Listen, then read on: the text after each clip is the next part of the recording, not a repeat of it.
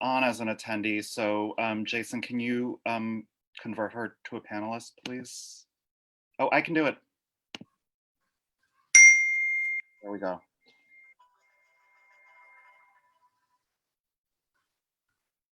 There we go. Lucy's having a hard time getting this to work. I was having a hard time getting it to work. Not sure why, Oh dear. because I took it off of the,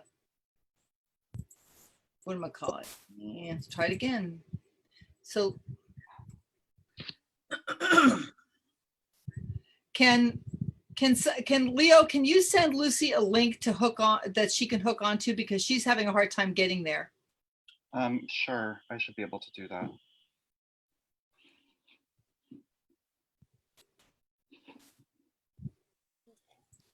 And let's see, mute. Start video, FaceTime, choose virtual background, video settings. That's my background. Blah, blah, blah. I'll see if this one's gonna work now. Earth, there. Okay, now I can see myself, but you can't see me. That's weird. Well, I don't know why.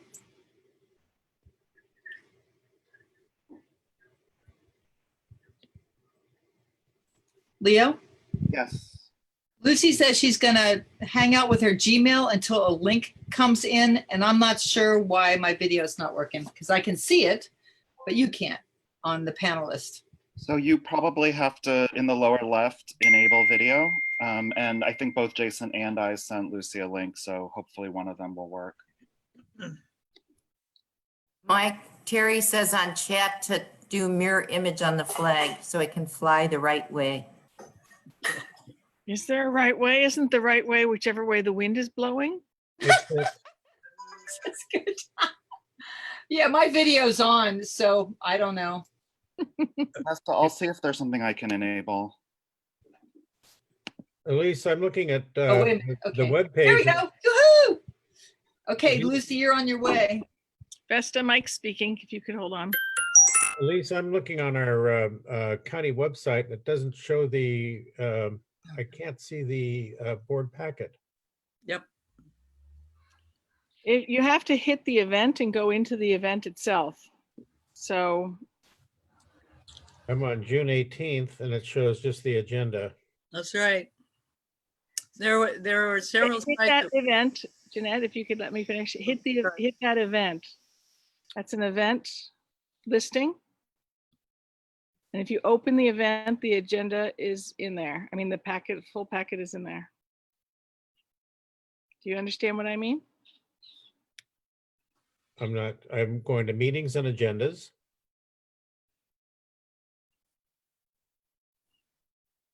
So if you're on the page that says Lower Russian River Municipal Advisory Council, then the next thing below that is upcoming events. And then it says virtual Lower Russian River Municipal Advisory Council meeting now, June 18th, and you hit that because the agenda's there, but not the full packet. So if you hit that event and open up the event, then the full packet comes, then the agenda comes up, and you can see then that it says after the link information, it says you can view June 18th MAC Council packet, and you just hit that link. I'm not seeing it. It should be posted right on the page and it's not. Hey, Mike, Yeah. I just sent you a link too, to directly get to it. I'm looking at it, so I know I'm not making this up. I know you're not. It should be posted so that you can click right on it on the same page, not bury it down. All right. Next step.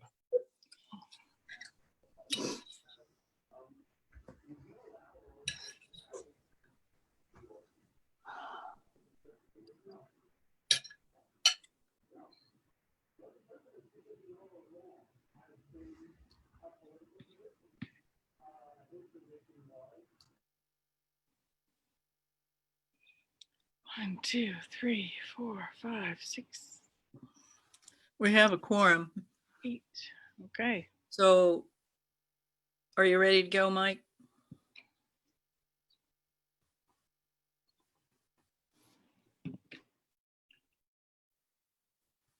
Mike, we can't hear you, and I'm going to unmute all participants right now for the pledge.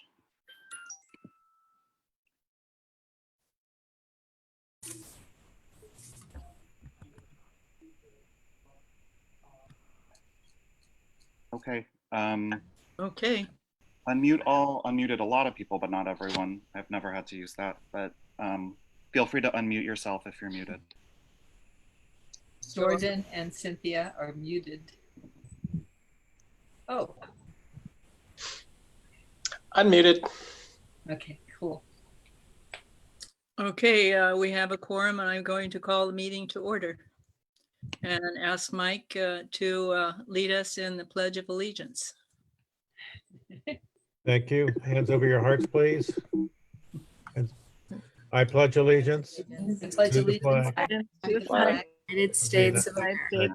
America, and to the republic Republic for which it for which it stands, stands, and one One nation, nation. under God, God, indivisible, indivisible, with with with liberty liberty and justice for all. justice for all. Okay, thank you. That was ragged. So can you do a roll call, Nance? Sure can. Jeanette Dillman. Here. Claudia Sissenfall. And I'm sorry. Vesta Cupstakes. Here, Lucy Hardcastle. I see you there. Cynthia Strecker. here, Jordan Lebovich. Here. Oh, there you are. Pip Marquez de la Plata. Here, Ron Redmond. And Mike Nichols. Here, Roll call completed. Okay, thank you. There are a couple of items I wanted to, a little housekeeping thing. One is a letter of resignation for Jennifer. So I'll read it to you. It's very short. It is with regret that I inform you that Council Member Jennifer Wirtz has chosen to resign from the MAC. Jennifer's time and energy working with chronic community needs is commendable, earning the support of the Guerneville District constituents. Guerneville District alternate Ron Redmond will fill the vacancy pending appointment by the Board of Supervisors. The council wishes the very best for Jennifer and extends a warm welcome to Ron. So we, as a result, we have a vacancy for an alternate in Guerneville, and there is a standing vacancy in Forestville also. And if anyone wishes to apply for an alternate position, is contact the District 5 office and you will get the directions on how to do that. I would like to read my little statement here, if you allow me to do that. At this incredibly complex point in time, it is difficult to prioritize the swirling mass and jumbled mix of urgent community issues, including COVID-19 pandemic, racism, militaristic police behavior, food, housing, fire season, tourism, unemployment, and a tanked economy, for example. Never mind the road status, summer dams and bridges, and land use proposals. This is a sudden, long, complicated interruption of the human pace and has provided the opportunity of a lifetime, a place to pause and make some major adjustments the world over. So where does the river start in moving toward a more normal life while maintaining vigilance in suppressing the spread of the COVID-19 virus? The best thing that can happen is neighborhood organization. Our hardening from the fire and floods has formed some strong neighborhood bonds. As a group, identify neighborhood priorities and develop proposed solutions. Work with your MAC representative for support and bring your neighborhood proposal to the council for broader community support in forming advisory recommendations for Supervisor Hopkins. Give us something organized and concrete to work with and assist you. We are all stressed, tired, and trying to cope to the best of our ability. The issues before us are complicated, difficult, and not easily resolved. It is a time-consuming process. We look forward to your participation when it is most needed. Thank you for allowing me to do that. So we'll go on to approval of the agenda. Any?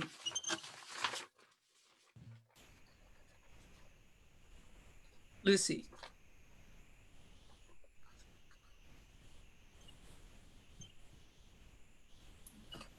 I move Did to, you see move to approve the agenda? I do. okay, I do have one request. The vacation rental at this point is under information. And I felt like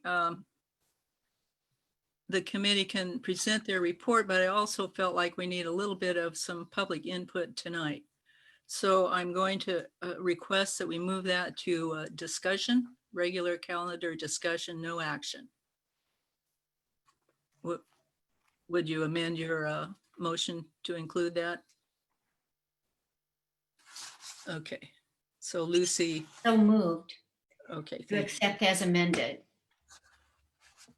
Any discussion? Was there a second? Sorry, I missed the second. Vesta.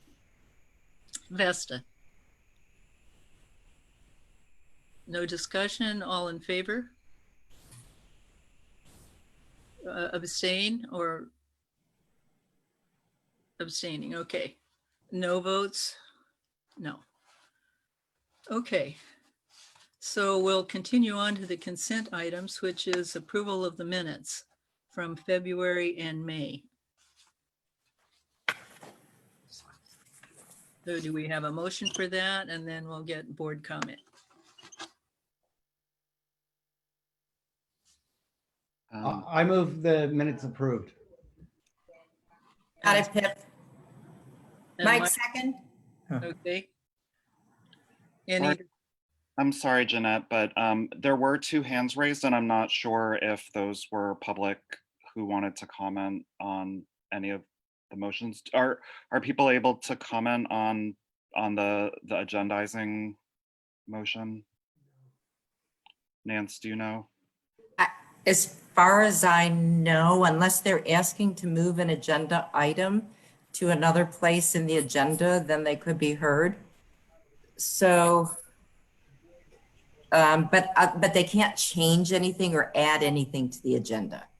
So clearly we could ask them if their hand was raised with Chair Dillman's permission, but that would be the only thing normally that you can do during a motion for an agenda. And Chair Dillman or Mike, you can correct me if I'm wrong. Can you see their hands, Leo? Yes, I can see 2 hands, and Claudia also has her hand up on your group. okay, so Claudia, do you want to, as a board member, go first? Sure. I just had one slight adjustment to the May minutes. On my comment on page 6, I just wanted to clarify it a little bit. Just what I was asking was for staff to add all of the ad hocs that the MAC council members currently sit on to the county's Lower Russian River MAC website, just so that if the community wants to reach out to an ad hoc committee, they know who the chair is and they know who the members are. Same with us. If we want to reach out to one of our ad hocs, we'll know who's a part of it. So just clarifying that comment a little bit. I put it down. Okay. Can we go, Chair Dillman is okay? If we went back to find out if those hands are raised for approval of the agenda before we, I'm Okay. getting there. okay. Just checking. Okay, don't interrupt. Leo, That's so one person did put his hand down, so there's just one left. At this time, would you like to hear if that person if has- it's related. So John Uniac, your hand is up. So if you are speaking to the agenda setting, the motion about the agenda, I'm going to go ahead and allow you to talk, but please stay on the agenda topic item. John, you're ready to go. I question you're making a motion to change an agenda that has been already approved three days or more ago. You changed from informational to an action item, and that was not shown on the agenda. So I suggest that you go back to the original agenda and don't try to change agenda items. Just my opinion. I am not changing the agenda item. I was just moving it from consent to information and discussion, no action. I wanted to be able to offer the public 10 minutes to respond. If people disagree with that, it's fine with me. I'll move on. What would the board like to do? Keep Lucy? some discussion. Keep some input, no decision. Lucy? I'm interested in having it in a place where we can get some public input on that particular item. More public input. Do we all agree on that? Okay. Since there's no action, I see no problem with moving it to information discussion only, and we'll give 10 minutes for public comments after Lucy presents her project. Any other minutes issues? Okay, so are the minutes approved? Do we have a motion? Okay, Mike makes the motion, Vesta seconds. Could I ask for clarification since we have two sets of minutes? I saw the February 20th ones. First was Pip, second was Mike. Is that the one that you're asking for approval of? Yes. Okay. So all in favor? Aye. Aye. Anyone opposed? Abstain? Okay. So the other consent item is approval of a letter directed to Sheriff Mark Essick.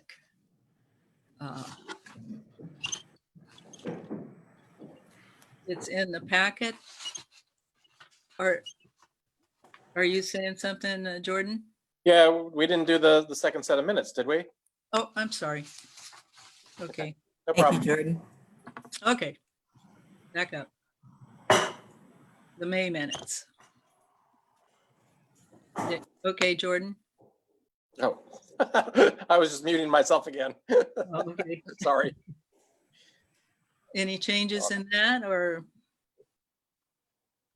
So do we have a motion to approve those minutes? So moved. Okay. Second? Seconded. Seconded. Okay, Claudia, second. All in favor? Aye. I don't see any opposition or abstention. So can we move forward? Okay. So we have written a letter to to Sheriff Essick, and it's in the packet. Should I go ahead and read it? Because I know people don't probably have this in front of them. I So, recommend that you read it, yeah. okay.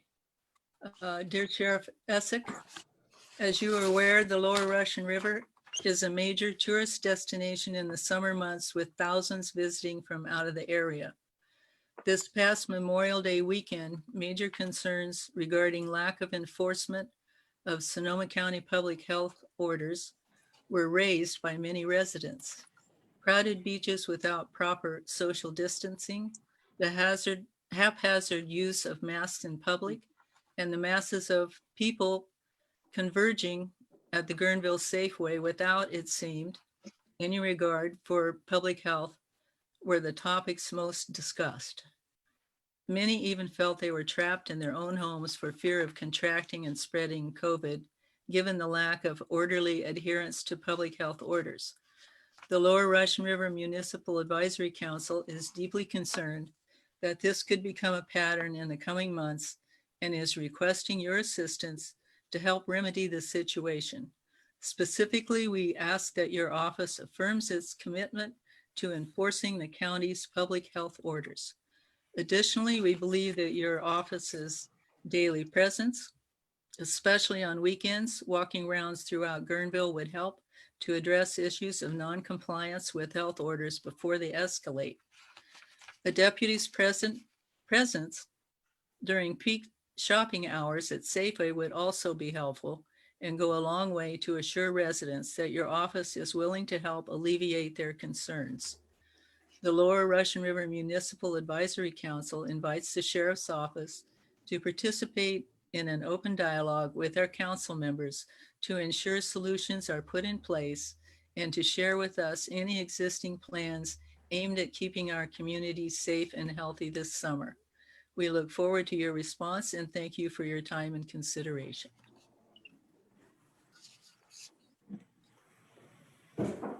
That's it. Any, Cynthia? I'd like to just make a comment. I'm fine with sending this letter as it is, and this could go later on in the agenda when we're talking about responses to COVID. But since now at this point we're talking about the sheriff, I have some concerns about sort of overloading the sheriff's department. We've all heard that the sheriff's department is understaffed and all that sort of thing. And I'm thinking that, and while I'm in no way excusing any of the really difficult behavior that we've all been watching for some days now by police all around the nation, I think that sometimes people overreact when they are overwhelmed. And it seems like some of these things we could pretty much certainly take a lot of steps to dealing with on our own. And by that, I mean, if Safeway and other merchants put a very large sign in their window, just saying, no mask, no service. I've been to a lot of other stores lately where they have done exactly that. And, you know, it clears up the question of masks pretty quickly. I think I'm going to interrupt and say that this is the consent calendar and those comments are better made with the enforcement agenda item, if you don't mind. Yeah, I said that already. Okay. So do we have a motion for approving this? Yeah, I move that we move the consent agenda item on the letter to the sheriff. Okay. Second. Pip seconds. All in favor? Aye. Opposed? Abstain. Okay. Okay. And one just quick comment, if I may add, whenever we're referring to something that's in our board packet, if we could refer to the page number, it makes it easier for us to follow. Actually, I had that up and I lost it and I'm going to have to go back. And It was on page 56, by the way, but I found it. It was just, that's why we were trying to number the pages so we can follow a little bit. It's difficult, right, obviously, when we're on Zoom. Mm-hmm. Let me pull that up. Excuse me, page 54. Page 54.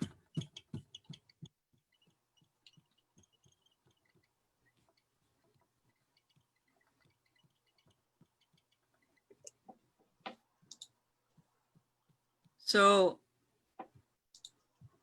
we're ready to move on to public comment. Get arranged here. This time is set aside to receive comment from the public regarding matters of general interest not on the agenda, but related to Russian River MAC business. Pursuant to the Brown Act, however, the MAC cannot consider any issues or take any action on any requests during this comment period. Due to time restraints, comments will be limited to 2 minutes per person. And we'll do 10 minutes. So I guess we're ready to go on that. Great. So at this time, there's no hands raised. If you are the phone caller and you would like to raise your hand, you may press *9 and that will raise your hand on my screen. Anyone else in the audience, please raise your hand at this time. So we do have John Uniacke as our one hand raised. So I'm going to go ahead and allow him to talk. Anybody else who wants to, please raise your hand right away.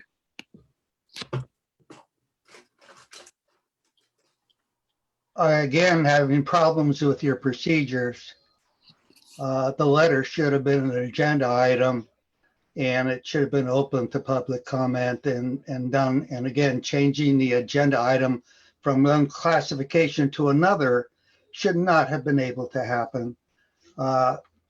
You do it your way, but I'm just saying I'm really disappointed that you're not following protocol.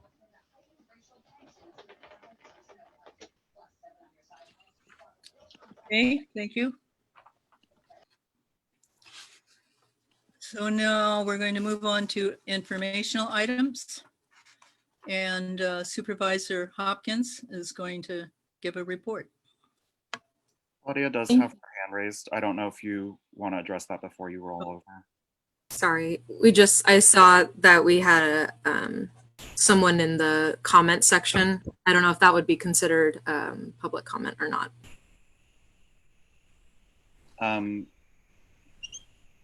That's a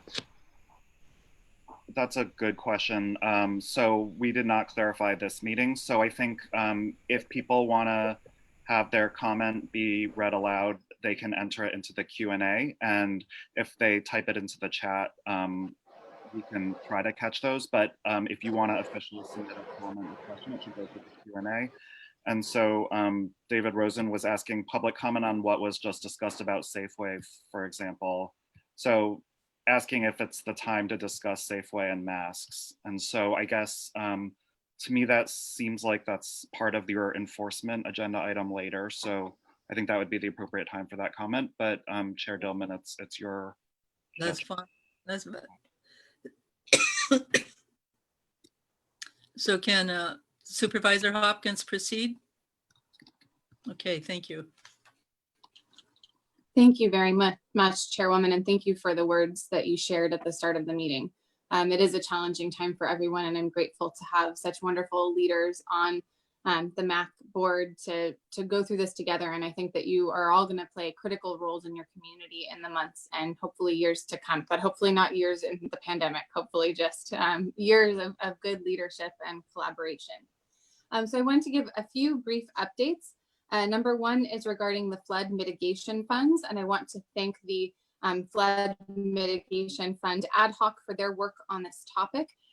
We did move forward with an agenda item before the Board of Supervisors to formally appoint myself and Supervisor Gore, since he did also sustain some district and some damage both to homes as well as businesses and infrastructure in his district, to oversee the disbursement of that funding going forward.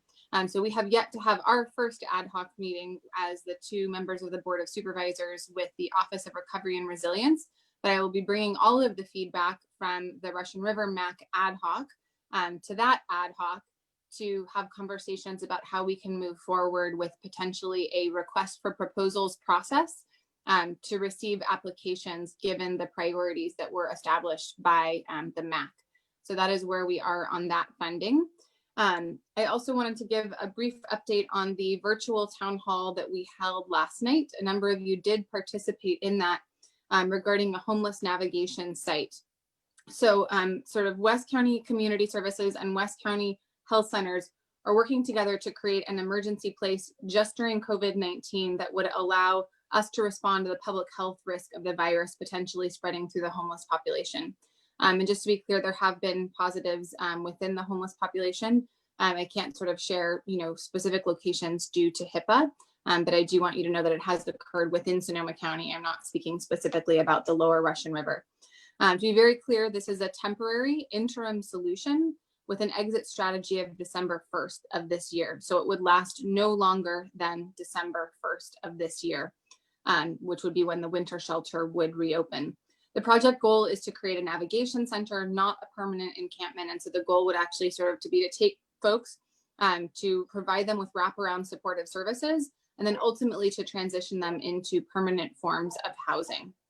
It will not be to address sort of countywide homeless issues. It would be to serve sort of between 25 and 30 individuals on the site, again, through December 1st at the sort of latest date, and specifically to focus on a number of populations. So one are the population that is currently already in the Guerneville Vets Hall, utilizing the overnight shelter. Number two would be the population that is currently occupying the B of A building parking lot area. And there are also actually some folks who are already camping on the site, as well as some other folks who are camping on the West County Health Center sites and other areas within a stone's throw of downtown Guerneville. So because they would not be kicked out during the day, people would actually have a place to stay during the day.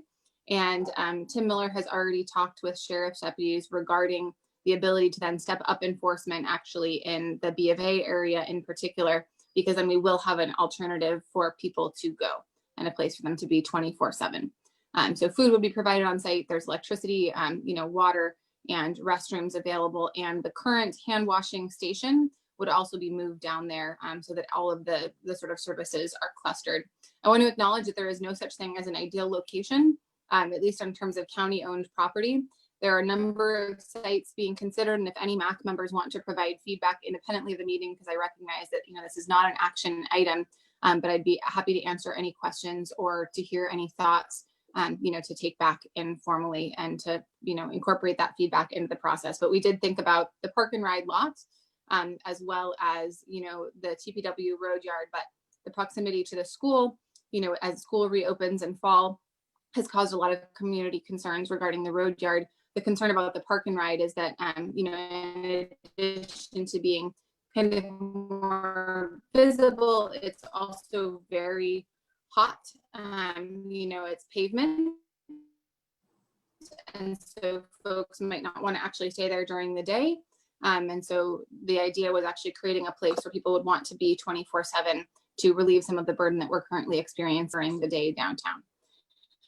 The project is based on successful models that have been the Los Vilicos Village over near Oakmont, which has been successful and is a county-run program, as well as the very nascent, so it hasn't been in effect very long, but the Finley Center model, which is currently run by the city of Santa Rosa. And just so you know, West County Community Services has already moved 14 folks, unsheltered people from the lower Russian River, over to Sonoma State University, which is our alternative care site run by the county.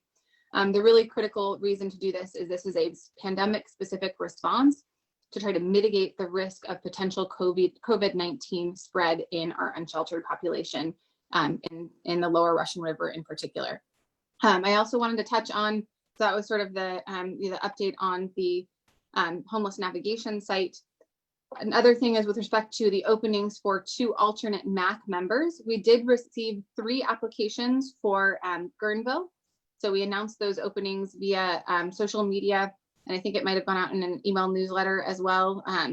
And one person decided that they were going to withdraw their application because the time commitment was too substantial. Another person did not actually reside in the district. And so I will be moving forward with appointing the 3rd person, Nick Pereira, to be the new alternate for Guerneville. And I also want to flag that we will be, moving forward with kind of looking at terms and how we're going to, potentially run a MAC election in November in the midst of a pandemic. And so I would like to request, from the chair or from the agenda setting committee that we agendize a discussion about how to move that process forward at some point in time. But it is sort of within my delegated authority based on our bylaws to appoint an alternate if that falls off. We still do have an alternate position available for Forestville. So we would love to accept applications. And if you all could help circulate the word about that, that would be fantastic. And then my last item is with respect to the Tourism Impact Fund grants. And I'm going to hand that over to Elise, who will provide you with a list of grantees for the 2019-2020 year. Elise, before you start, Linda, there was just a request. This is technology related. Somebody said that you were breaking up, and I think you were during the park and ride description. Can you repeat the issues about the park and ride location? Yes, sorry, I've been having West County internet problems today. So the concerns about the park and ride were that it is not a very hospitable place to be during the day with respect to temperature. It's just a parking lot with a bunch of asphalt and it gets very hot. There also aren't the amenities and the services that there are at the location that is owned by regional parks. So those were some of the concerns. There was also concerns about, I mean, the park and ride is utilized, for parking, for downtown parking. It's kind of a more, highly visible location. Those were some of the concerns that I had heard from members of the community. Okay, thank you. Claudia, are you available? Yes, I was just grabbing a notebook. Claudia is the chair of the Flood Relief Committee and wanted to make a statement. Aren't we moving on to the TIF now? I think that can, I can do that in the board report, the ad hoc board reports. Okay. I have the, yeah. We wanted to go over the wonderful grants that we were able to give out for COVID-19 from the TIF funds this year. So I'm just going to list out what we provided. The Bodega Bay Area Chamber of Commerce received $5,000 for local business support during the pandemic. The Russian River Chamber of Commerce received $7,500 to provide online assistance programs for business owners impacted by the pandemic. TLC, Child and Family Services, received $15,000 for subsidized housing and services to support housing retention for youths age 18 to 24. River to Coast Children's Services received $20,000 for resources to undocumented families in the Lower Russian River. The Russian River Alliance received $5,000 for delivery of food during the emergency. The Russian River Alliance also received $50 gift cards for food to provide to laid off workers and the vulnerable population along the river. The Center for Social and Environmental Stewardship received $10,000 for their Vista Academy youth detention programs. Sonoma County Farm Trail received $20,000 to provide an online shelter-in-place portal connecting consumers with food producers in order to flatten the food production time chain. The Sebastopol Center for the Arts received $15,000 to move artist sales to online. Friends of Rio Negro received $5,000 in local business support to where they set up a gift card program that would provide low income food and also purchase gift cards from restaurants and local businesses. Main Street West received $5,000 for online functionality of their theater. The Lazy Bear Fund received $20,000 to purchase food from local restaurants. It would help the restaurants, and also they will then provide that food to the hungry. PALS, Pets Are Loving Support, provides delivery of food, litter, and medicine for pets for those that have AIDS or below poverty level and are sick. They received $5,000. West County Community Service received $30,000 for their crisis support program in order to help people that are having trouble with housing and food during the pandemic. They also received $15,000 for a shower fund to increase the health and the sanitation of our homeless neighbors. Latino service providers received $25,000 for undocumented workers. DocuFund received $25,000 in basic services for those that are most vulnerable. And Russian Riverkeeper received $5,000 to deliver food to the homeless, as did the Center for Social and Environmental Stewardship. I'd like to point out that we received 10 times more grant applications than we were able to fund with the TIF funds. Some of those we were able to provide county contracts. So for example, the Center for a Senior Center up in the North Coast received a contract from the County of Sonoma to provide food resources at this time. And I believe that we also did something along those lines with Russian Riverkeeper, Clean River Alliance. We also had several for fire services, but this particular grant round was particularly focused on COVID. Our new fiscal year will start July 1, and we'll see what our budget and TIF funds look like at that point. End of report. Okay. And Supervisor Hopkins, are you with your statement? That's it. I just wanted to add one other organization that was able to receive a county contract, which was Food for Thought in Forestville. I'm not sure Elizabeth mentioned that, but they were able to receive a county contract to provide food services for vulnerable and homebound residents. Thank you. Okay, I do see that Leo says there was a hand up. However, informational items are not usually for public comment. That was why I moved the rental process to the discussion.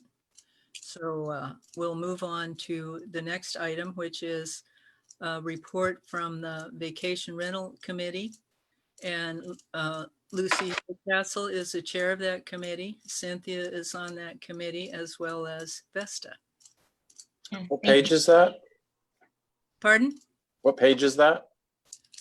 Good point. You have that up real quick, Mike? I'm looking myself. It's 58. 58 to 60. Okay. Thank you. I was saying it, but I was muted. Ah, Sorry. Are Thank we you. all on the same page then? Yeah, this is the second communication that the Vacation Rental Committee has made. We submitted a more thorough report last month as we started in this process. It is the report this time around talks about how we need to explore in more detail how other communities have resolved or cut back on the issues that they found, the problematic issues. So the committee will do a collection about regulations on other like-minded communities. The second is really to ask for input from the communities themselves, neighbors impacted by regulation infractions. And we talked about, is there an email address like SoCo reports that could be developed that neighbors could feel like they had a voice when they were seeing too much interruption in their quality of life. Third, I thought the committee feels as though we need as much input as possible before we can come up with a recommendation that would make sense for this community. So people who work in the vacation rental business themselves, and there are people who have good information out there, who have expertise, who have opinions, and I think we need to have to be open to all opinions at this juncture. As Cynthia was talking about overburning the sheriff department, we're wondering about what's realistic in terms of what we have available for code enforcement with the current resources that we're using right now. I don't think our problem is a lack of expectations or regulations. It may be just a lack of eyeballs on the situation and getting a feel for what this really means and what this might mean to the future of our communities.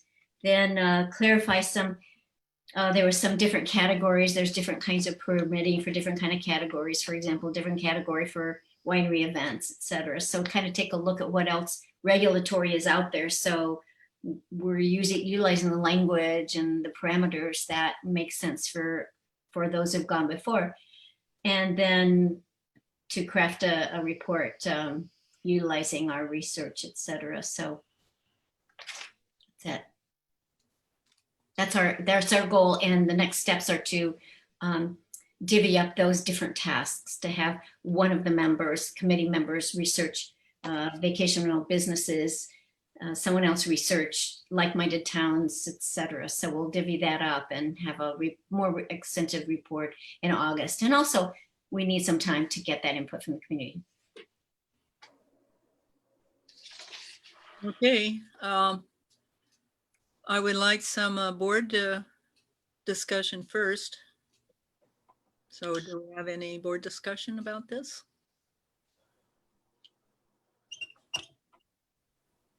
Okay, Jordan. So I work for Russian River Vacation Homes. We manage about 70 properties in the lower Russian River area. There are many ordinances that are in writing or in that control the behavior and the ways that the houses can be run as vacation rentals. All rentals must have a property manager within 30 minutes of a home to respond to any complaints. Part of the problem has been PRMD. They've been the ones designated to be the watchdogs. So I know they have many things on their plates. But when a vacation rental, when a new owner takes over a house and wants to make it a vacation rental, they have to apply for a permit to do that. And that's through PRMD. PRMD, when they approve it, if they approve it, send out mailers to the neighbors, letting them know that this is happening. Here's how to contact PRMD if there's a problem, and et cetera. When renters rent a home, they have a long list of rules that they have to follow. And if they break any of those rules, all the neighbors have to do is call the property manager and it should be taken care of. So the sheriff doesn't need to be called unless it's like something totally out of control. Usually the property manager can take care of that and deal with it. I know a lot of folks have said that it's killing the souls of their neighborhoods. I don't know, I have mixed feelings on that. I have a number of property rentals in my neighborhood. Personally, if they're a pain in the ass, they're gone after that one weekend. And then we get another set of people in and hopefully they're nicer. I've lived next to drug dealers, alcohol abusers, wife beaters. Trust me, you don't want those kinds of neighbors. So I just encourage everybody to think about those things. Thank you very much. Okay. Any other board comments? Vesta? Okay, there you go. There you go. One of the things that we talked about was that we felt that when we put together the next level of report, that it would be something that it would apply countywide, not just to us in our area. And that's where we want more feedback from people. The neighborhoods and the vacation rentals that have oversight, such as Russian River Vacation Homes, that where they're following all the rules and they have that kind of oversight, that's wonderful. It's the freeform ones that cause a lot of problems, and therefore if there's something that's consistent that can be done across the county, as opposed to just our own little neighborhoods where we are concerned about things, that we feel it would have more impact. And the concept of looking out at other areas that have established rules that work for them, then we have a foundation of experience that others have used that has worked for them. And that's what we're really hoping to accomplish by more of this research. So any people who have input for us would be welcome for us. We really want as much input as we can get, so that when we put together a final recommendation, that we feel it is really representing everybody in this as humanly possible. Thank you. Any other board comments? Okay, we will take public comments, 2 minutes. Claudia has her hand up. All right, I'm sorry, Mike, too. Has her hand up, FYI. Okay. No problem. I wanted to ask county staff if we have an idea, because currently vacation rentals are not, you cannot rent unless you're an essential worker, correct, in the county? Like they No, should, that's not true. no, not anymore. As of tomorrow, leisure travel has been approved. Okay. I was gonna, my question was gonna be, do we have a sense of like the number of rentals that had been in non-compliance with the public health orders? Okay. Mike, I had no comment. I was trying to refer you to Claudia's comment. oh, Sorry. I'm sorry. Okay, any others? I'll wait a minute here. Linda has her hand raised. I don't know how you want to include her in the process. Who's that? Linda? Oh, sure, absolutely. I couldn't see her face. Thank you. I just wanted to say thank you so much to the ad hoc for looking into this issue, and then also mention that I have had conversations with Supervisor Leopold from Santa Cruz County, and it was very interesting to hear about their policies. They actually have a cap on vacation rentals, so it's not a ban, but it's a sort of attempt to address over concentration. And so I just wanted to suggest that you might consider, reviewing the Santa Cruz model. And I did also want to mention that this is going to be coming up at the county level. Supervisor Susan Gorin and I have been asking for this to be agendized before the Board of Supervisors. So I'm very hopeful that we'll be able to take your report and your advice into consideration. Thank you. Any other board comments? Okay, we'll go to public comments. Each person can speak for 2 minutes, one time, and the session will be 10 minutes. So go ahead. Okay, and there's 3 hands raised. Some were raised before this item began. So if I'm assuming that you all still want to talk, but if you don't, I'll give you a moment to lower your hand. Otherwise, we're going to go ahead and start with Susie A. And remember, it's for this item specifically that you should be commenting. Susie, you should be allowed to talk now. You may need to take an action to unmute yourself, but you have the ability to do that now. Please go, Susie, you're ready.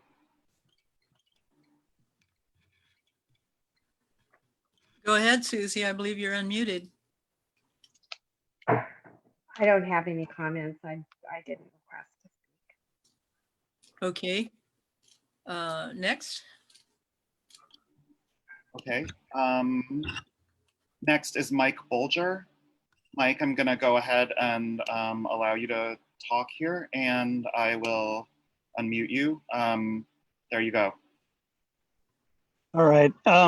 My wife and I have been operating the VRBO, vacation rental, for about 10 years.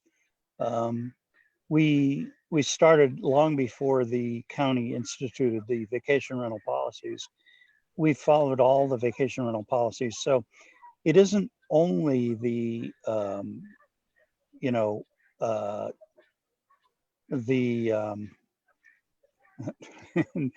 like the timer. Anyway, the managers who are off, where the owner is off site and the managers take care of the property. We live literally 6 or 8 houses away from the vacation rental. We've been down there at 1 a.m. to shut down parties.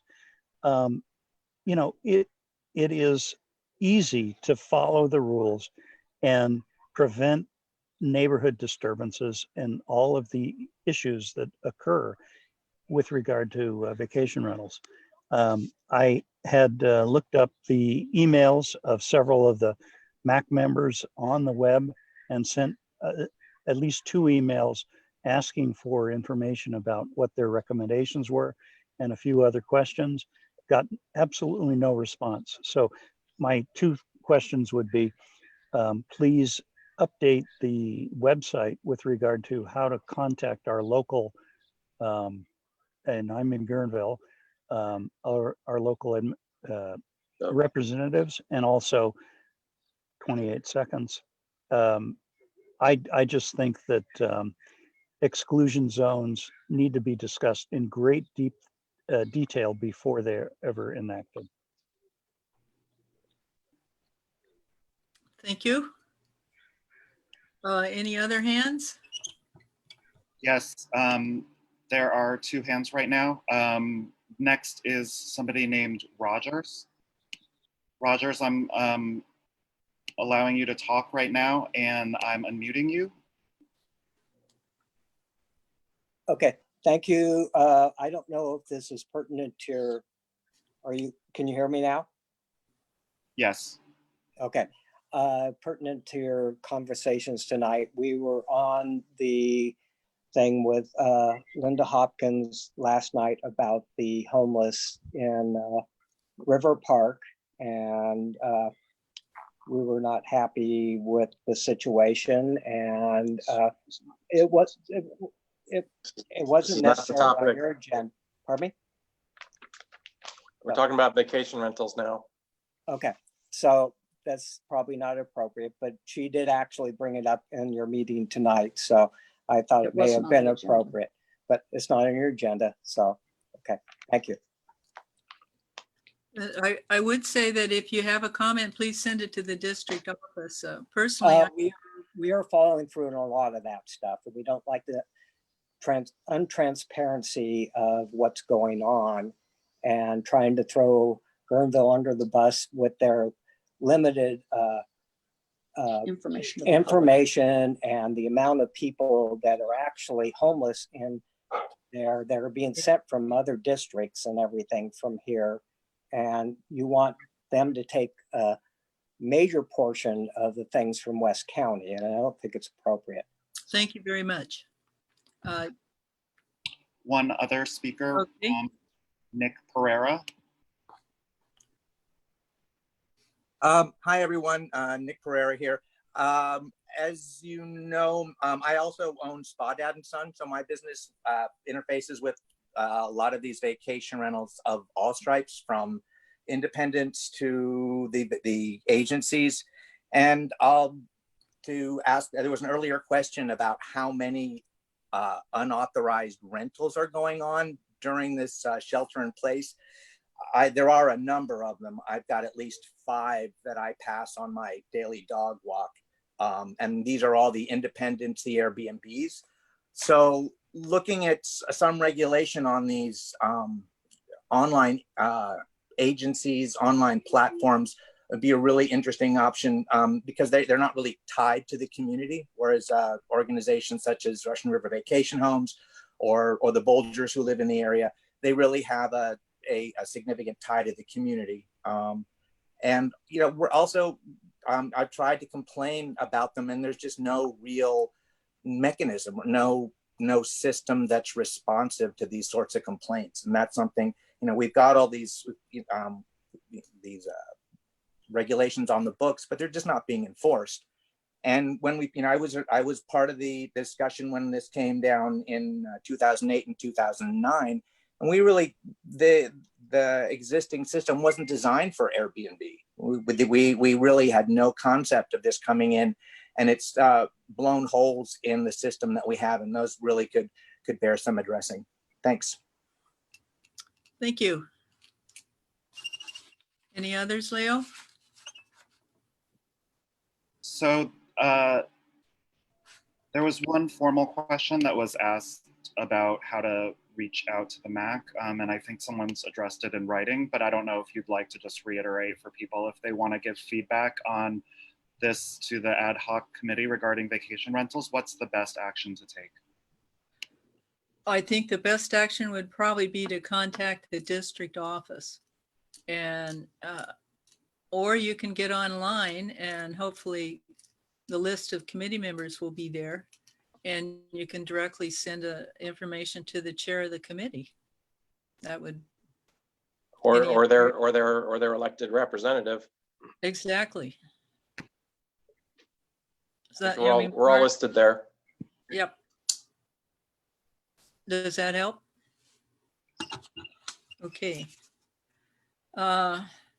So this is not an action item. So I think we'll go on to the next subject, which is the bylaws. So Lucy Hardcastle is the chair of that committee also, and will give a report on the bylaws committee. Page 62. Thank you. Doesn't have to scroll far. First, I'd like to thank Jason and Jeanette for taking the time to look through and sift through, I should say, all of the different components of the bylaws as well as the policy and procedures. And we made lots of recommendations of things that could be updated, but Jeanette, with the help of the county personnel, came up with some much better suggestions in terms of what made sense for this particular committee. So I advise you to take a look at encourage you to take a look at the set of bylaws as our foundation for moving forward. It's particularly useful when there's contention, so everybody can be on the same page and in terms of expectations. Okay, thank you. This is really our important governing foundation. The bylaws tells us what to do, when to do it, and how to do it, really. And many of these changes were initiated by Susan Upchurch, and we've also incorporated others to make it more appropriate for how we really are. So I'm going to open this up for discussion, and anyone that has any comments. I do have, there are some additions. Shall I go into that first, Lucy? Right, please. Okay. On page 63, there were some items that were not transmitted when I transmitted the document. So these are things that were on the paper. I just didn't get them there in time. So let's go to, let me get this up here. Page 63. Get on the glasses.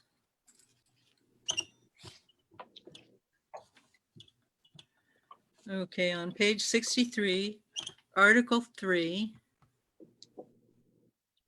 Actually, that initial part of Article 3 is on page 62. We're going to go to section 1C, which is on page 63.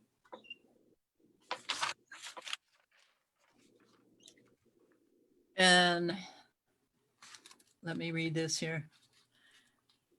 This section says, the 5th District Supervisor will lead the community in an exercise to elect representatives and alternates to serve on the MAC using the identified sub-areas as a framework for the composition of the MAC.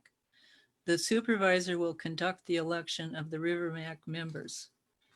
And to add on, the election process is conducted by the district supervisor and staff of the Lower Russian River MAC members. Oh, that's pretty much what it says there. So maybe we don't need that. Let me know.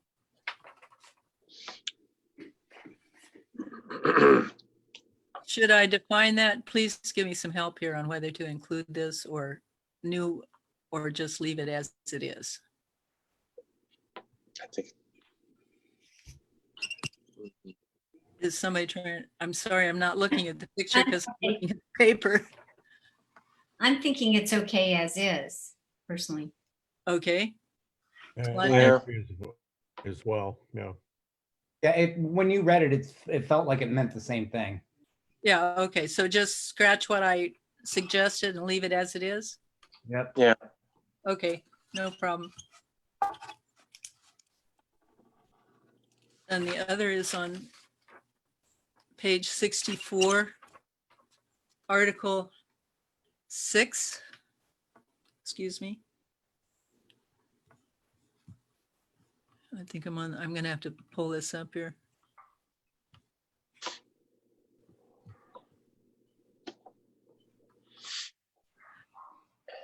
Article 6 on page 64. Section 1. Section 1 reads, the River MAC may establish single-purpose committees or subcommittees consisting solely of less than a quorum of MAC members on an as-needed basis by a quorum vote. All committees and subcommittees shall have a life of 1 year with the possibility of extension by the MAC after review. The committees and subcommittees may conduct research, meet with members of the community, and develop recommendations to bring back to the MAC in an open and public meeting.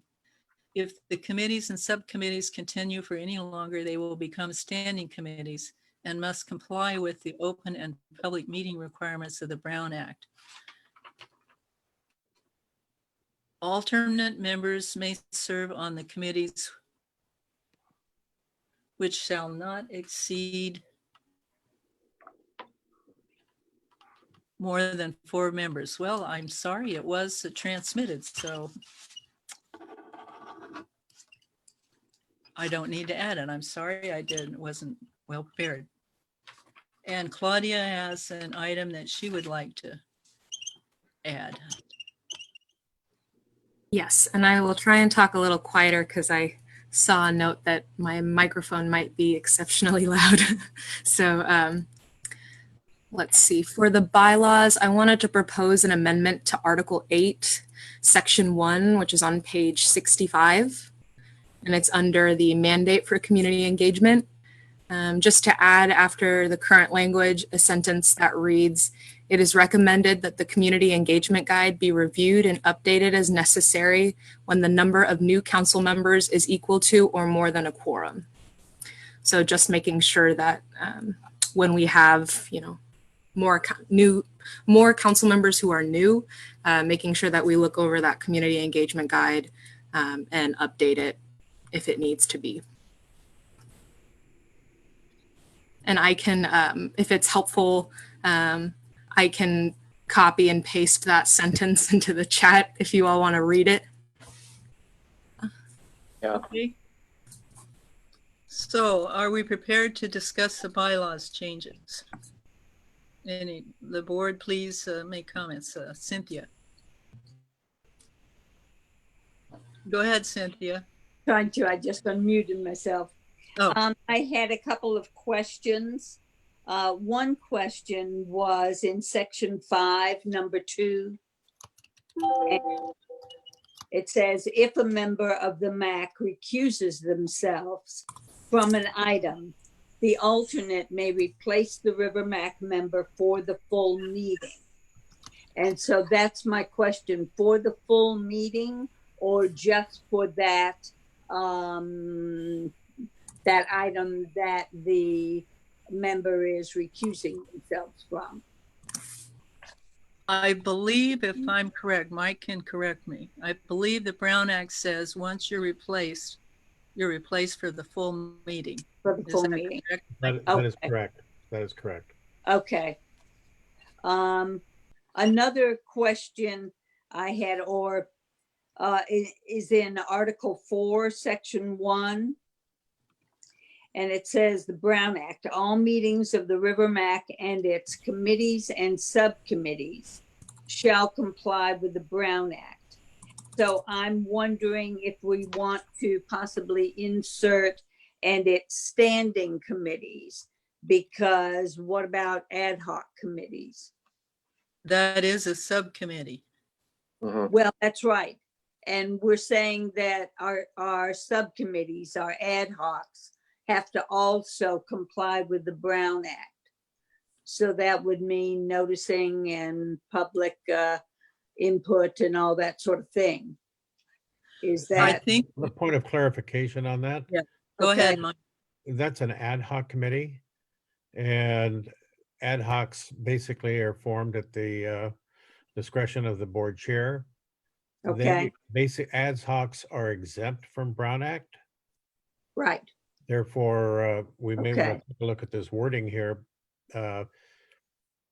So maybe my question, Mike, is then when was around the word subcommittee, because I was wondering, is subcommittee ad hoc? And like you were saying, I thought, well, ad hocs did not come under the Brown Act. So, You are correct. The Brown Act does not cover ad hoc meetings. And they can be held without the public being invited, So right, and the So- ad hocs are only for 1 year.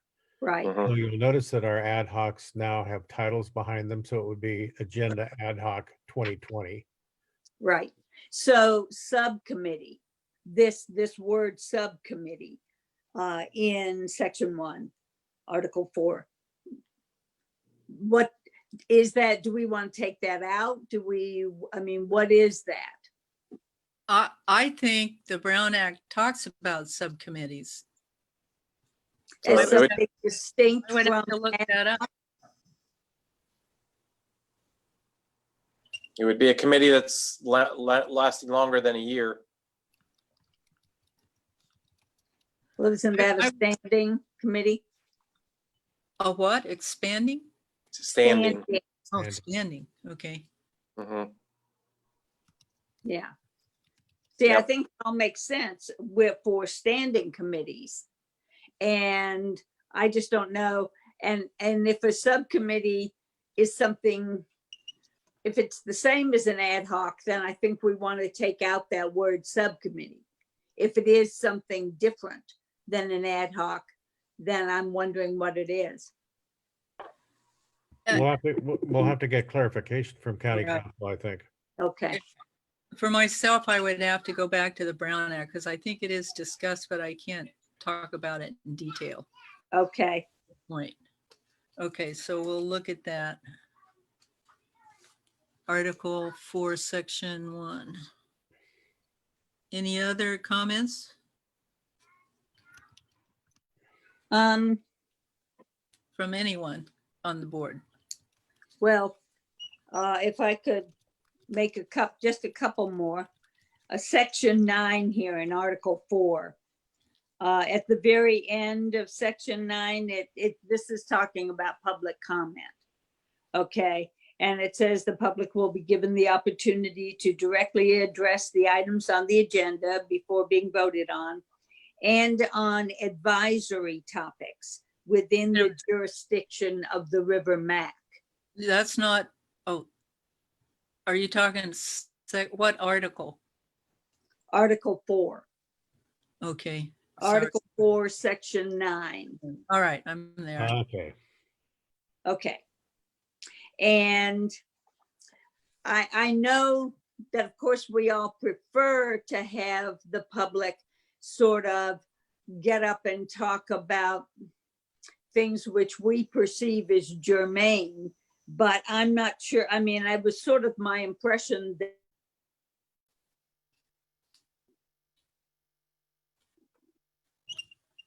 Did we lose you there? Yep.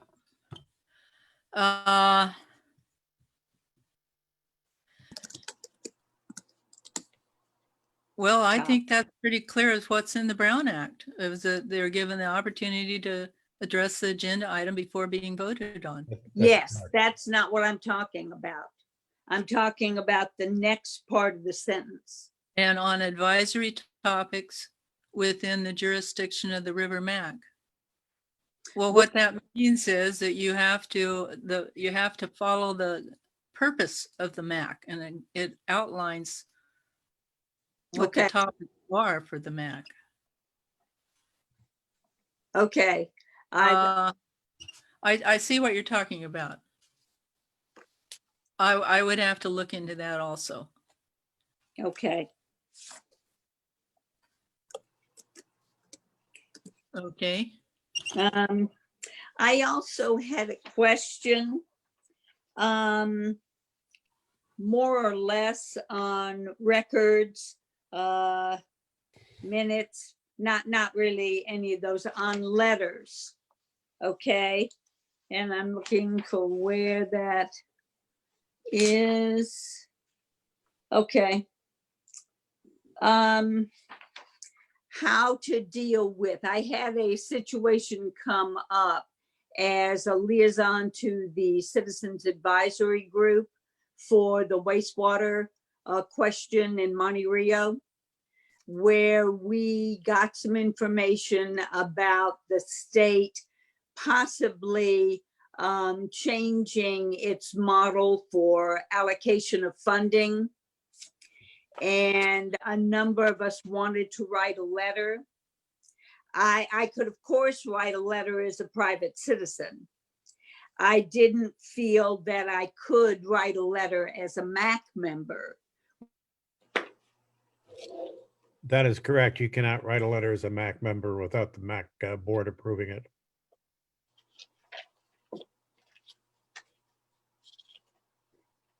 Does that cover it for you? I think she froze up Fine. again. You know, had to be in by whenever it was, June the 10th. So is there any sort of process for getting approval in situations like that? I don't see it in the bylaws. No. No, I don't either. And I'm sort of wondering if, so it looks like nobody else has come into this need. So I guess we, are not gonna do anything about it at this point, if I'm correct. Okay. Cynthia, if I may add something, I've had a similar situation on another board. And we've had to call a special board meeting to allow someone to write the letter and sign the letter. So just in this instance, since you're on the Citizen Advisory Committee, you can certainly sign a letter on behalf of the Citizens Advisory because you're a full member of that. And that would certainly lend a lot of weight, but you can't do it as a MAC member unless we had a special board meeting. Right. Could I do that not speaking for the MAC, but speaking, no, not at all, as a MAC representative? No. You shouldn't, no. Okay. Just get somebody from your committee or your jurisdiction to do that. Somebody. Lucy? Okay, real quickly, I was under the impression that, just as a point of clarification, and we'll need more, but ad hoc was issue related and subcommittee is process related in other boards that I've been involved with. And also, if I would like to respond to Claudia's recommendation, that I really like the idea of including that, because bylaws tend to get fossilized very easily. And if there's a component that allows for and encourages taking a look at that through time, I think that's probably a pretty good thing. Okay, anything else? Okay, well, I'm going to go to the public. Again, 2 minutes.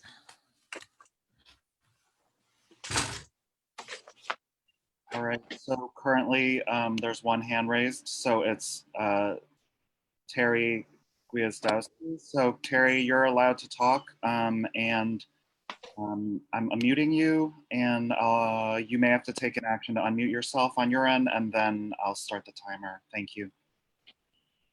Great, okay. Can you hear me? Yes. So I would like to add Article 2, Authority and Purpose, Section G, Road Repair and Maintenance as an advisory topic. And then Article 2, Authority and Purpose, Section 2, where it says hold regular and open public meetings, hold monthly regular open public meetings. Okay. And I think that's all I wanted to say. Thank you. So are you talking about section 1? It does have transportation in there. Yes, transportation isn't necessarily road repair. Well, transportation and transit improvements. That sounds like roads to me. Well, maybe you can add in there road repair and maintenance. I don't think that's appropriate in the bylaws myself. Okey doke. I think it's covered. I don't understand. Okay, I just felt like we needed to be more specific. Well, I'll leave that up to the board to, we'll put that down as an alternative and see what they say. Great. All right, thank you. Anything? Trying to take notes. I don't see any more hands raised or questions and comments at this time. Okay, so back to the board. Any further comments from the board? No. Lucy? Yeah, my comment is regarding for Terry, who just had that comment about being more specific. And I know that bylaws oftentimes are so absolutely generic, so that there are bigger catchment areas. And I don't know the pros and cons of getting too specific when you're trying to hold a larger vessel for the different issues to fit in. So if we did use road repair, would we need to be specific on other generalized categories as well? I'm just curious about that. Okay, Mike? Yeah, I think that we've, these are setting up the articles of, it's like setting up the articles of incorporation for a condominium complex or anything else. You have to have broad statements and a roadmap of what we are, who we are, and what we're doing, as you said earlier in your introduction. I think the comments are well taken. That board members have discussed during this process. I don't know if we're going to be able to approve these bylaws this evening, because I think that we've got to go back to general counsel or county counsel, get some clarification on some definitions. And Lucy, I appreciate your comments on the differences between a committee and an ad hoc. You nailed it. Committee. Correct. Yeah. So we might want to just pass on this right now, Madam Chair, and then bring it up at the next meeting. Okay. I agree. It's not going to be it won't happen tonight. Vesta. Go ahead. Okay. The concept of Terry's concept about the regular monthly meetings, instead of just regular meetings, we had discussed this at the beginning, and one of the aspects of it is that the coast MAC is an alternate to the River MAC. And so I think it was too much for everybody to do it every month. Everybody's volunteering, obviously, but if someone wanted to appear at all of the meetings, then they would want to sign on to the Coast MAC meetings as well as the River MAC meetings. And that basically covers a large swath of the 5th district. So I think that's really where this district gets covered every month by the 2 different MAC meetings. And maybe am I correct about this, Leo? And how we decided about this to begin with? I wasn't a part of that, but I do think that, I'm sorry, Leo, do you want to go ahead? No, I mean, I also wasn't here for that, but that is my understanding, that there was sort of a desire to be able to have one each month and to switch off. I mean, I think also the decision to have ad hocs that you all have, it gives you some time for the ad hocs to do work. Yeah, and part of the discussion was that staff is the same for both MACs. Yeah. So Yes. if they're trying to put agendas together and get all the stuff together for meetings for all of it, it is overwhelming and not practical. Yeah. Did you have something you wanted to say, Jordan? No, I'm just agreeing. Okay. And Cynthia, did you have a comment? No. Okay. So no other hands up? Leo? Okay. So we'll put this on the agenda for August. For a vote? Well, hopefully. Well, we'll insert the changes here and see what happens. Cool. Okay, so now, let me see, the policies and procedures.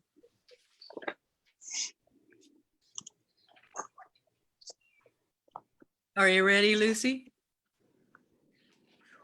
No, Can't I hear you. was trying to think of some way I could freeze up right now. Yes, that, but Well, I mean, I'll be happy to explain this if you want me to. love for you to, just so that we don't have to pull back any misinformation or confusion about that, because I do, I do appreciate us going through all that process. So just brief background. Initially, as Jordan and Jeanette and I worked on the policies and procedures as well as the bylaws, it just became increasingly clear that we needed to do a little bit of shifting around, because it was almost like there was language in there that was more confusing than it was helpful. And so the whole flip was done, and a lot of the bylaws are now already address some of the stuff that we had in the policies and procedures component, and it just didn't make sense, and it's hard enough to read without having to like read repetitions and stuff.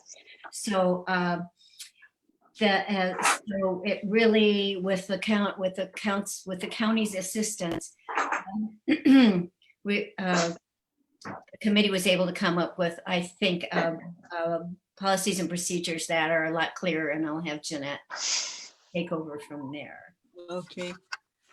Let me get to the right page here.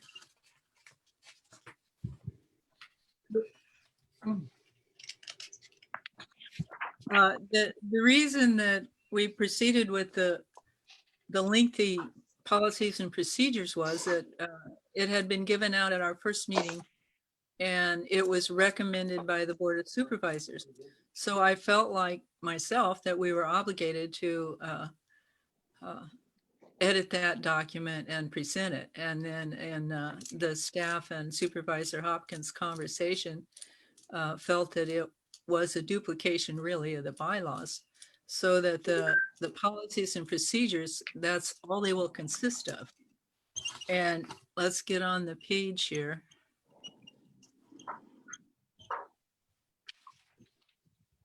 '67, if anyone needs it.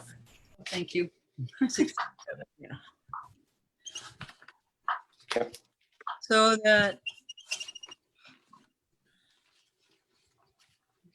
I'll just read it because it's hard for people to get this. The River MAC policies and procedures is a collection of those plans and processes adopted by vote of the Lower Russian River Municipal Advisory Council.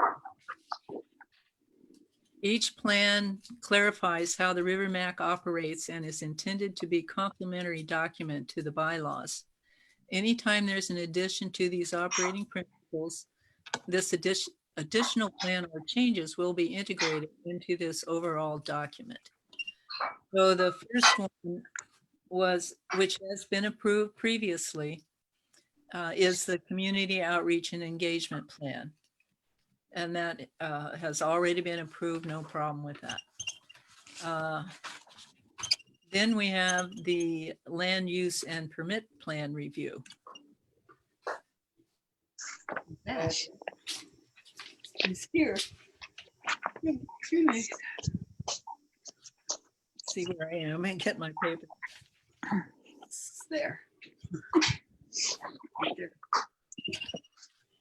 So we will just dive in here and get into the land use permit process. So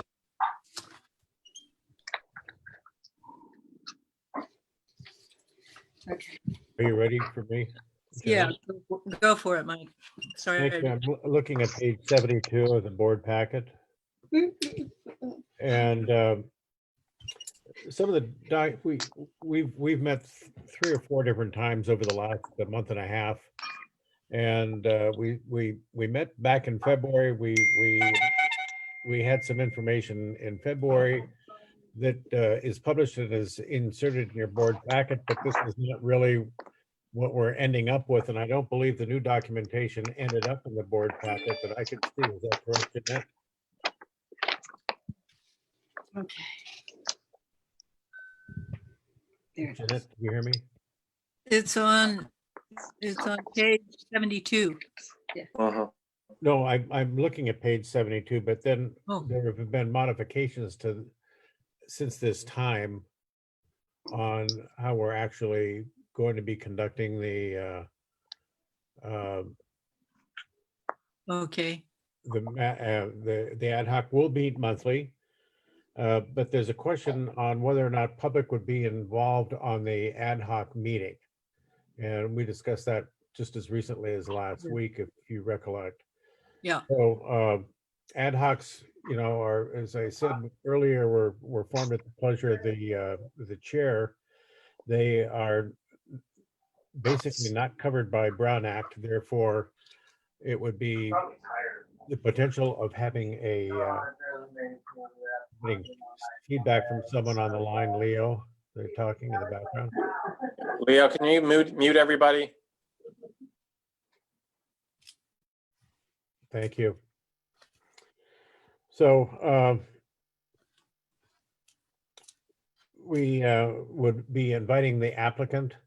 The ad hoc committee would be reviewing with the applicant the application, asking any questions so that the ad hoc then could form an opinion to bring to the full board or the full municipal advisory council at the next regularly scheduled meeting, at which time public comment would be encouraged, and a recommendation then would be pushed up to PRMD based upon public input and how the committee members feel regarding yay or nay on that particular project. And for the land use issue could be a no comment. The board could decide in some instances, we don't have any comment on this particular item. And it would go back to Permit Sonoma for their subsequent hearings. Did I get that right, Jeanette? Yep. Yes. Do we have further board comments then on this? We certainly invite your comments. Claudia? Sorry. I just had a point of order. Are we still on item 2, like the policies and procedures, or did we want to close that out and then move on to item 3?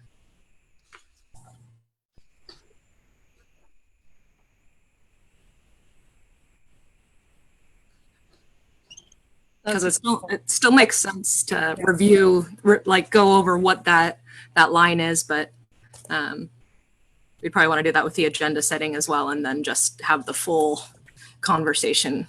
Okay, very good. Yep, I agree. So basically, we need to agree to have this format for the policies and procedures? Or do we, I'm sorry,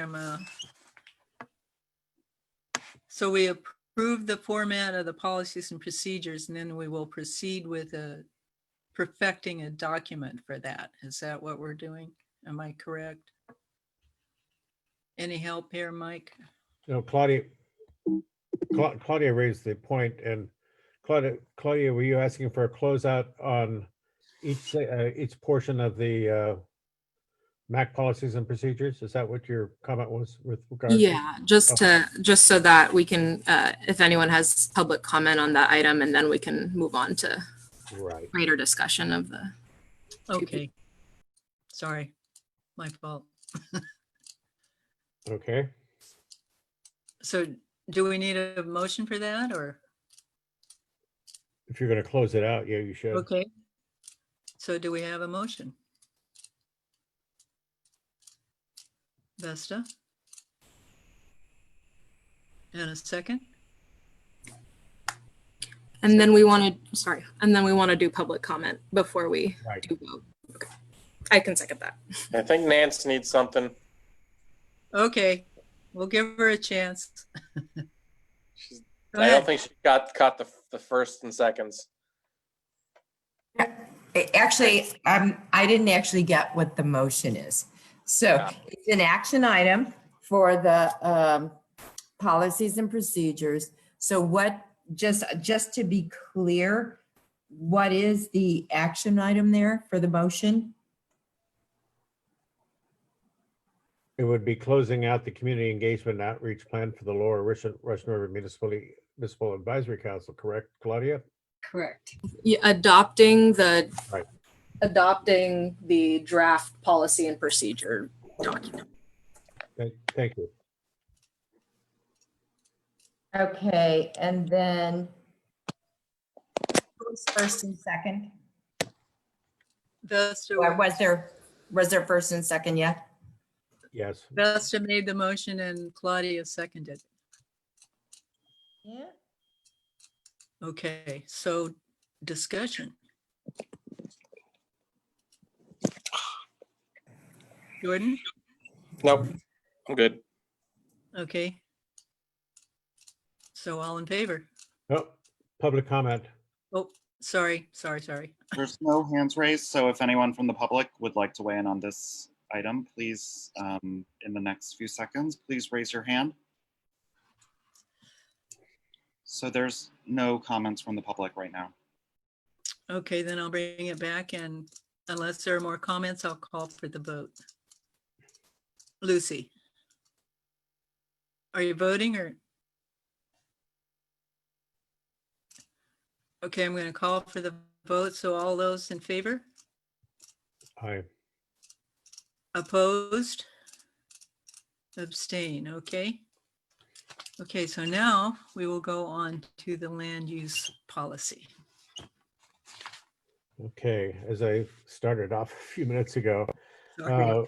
we've had Not a doing number of well. meetings since February 20th, and it's a living document. We're not prepared for discussing or approving this document at today's meeting. I think this is something that we'll have to carry over until the August meeting.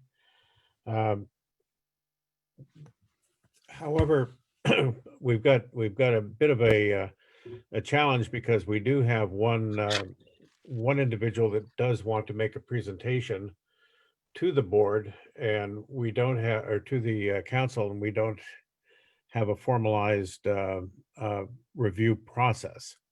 So Chair Dillman, I don't know how we can move forward with a conversation with the applicant without a format to move forward with. I agree.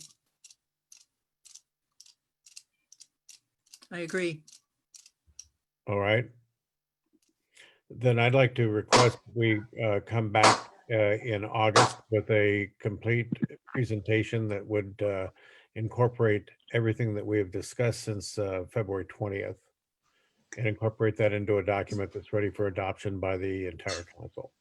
Okay. Mike and Jeanette, Yeah. I'm sorry, I'm unclear. I thought that we had worked out a process and procedures Exactly. for land use. So I'm not sure what the difficulty is, what it is that we can't approve. We don't have all the documentation in front of us this evening. It was not included in the board. document. Oh, okay. Oh, Use documentation we have is You're breaking up, Elise. Can't the hear land you.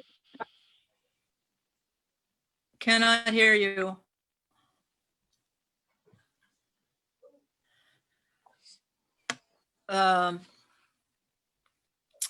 So can you answer that, Mike? I mean, what?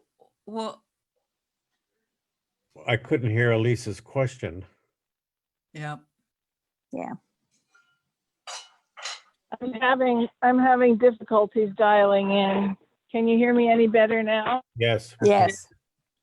The land use policy was presented at the last MAC meeting. We have since refined it, and although all of those refinements are not in this particular document, nothing that we have discussed since then, the things we've discussed since then are greater detail, but do not change anything that are in the current document.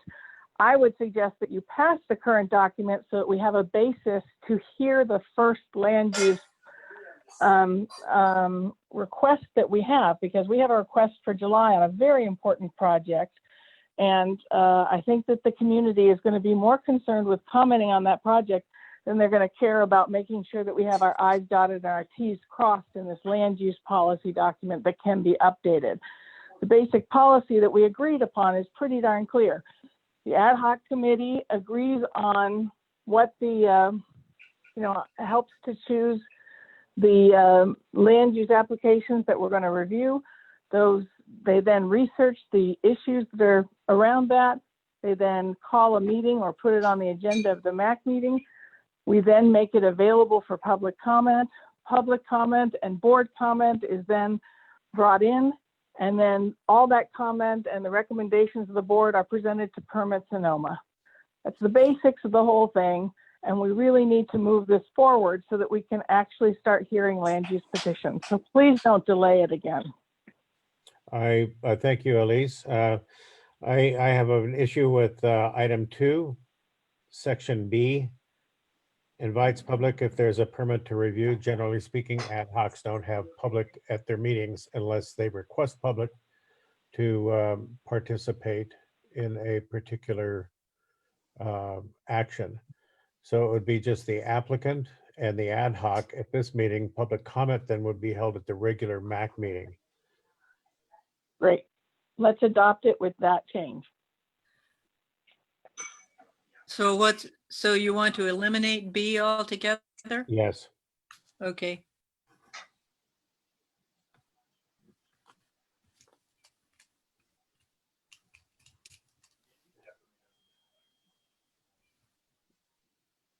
And then I have no problem with, I think Claudia has a comment, Chair Dillman. Well, okay, let me just ask you about D, because that's basically, how do you feel about D? Invites applicant and public to any land use meeting. Well, it should be redundant because Yeah. that should be struck as well. We would invite the applicant to the land use meeting for the item that they are applying for, obviously. Well, that's 3. Applicant presents project at public meeting. Correct. Well, the applicant would, he or she would present also at the ad hoc. If we ask them to be there, if we ask them to be present. And shouldn't that just be allowed based on the general bylaws anyway, that the ad hocs can do research and collect information from people anyway? So it's already kind of covered there. Right. Okay. Claudia?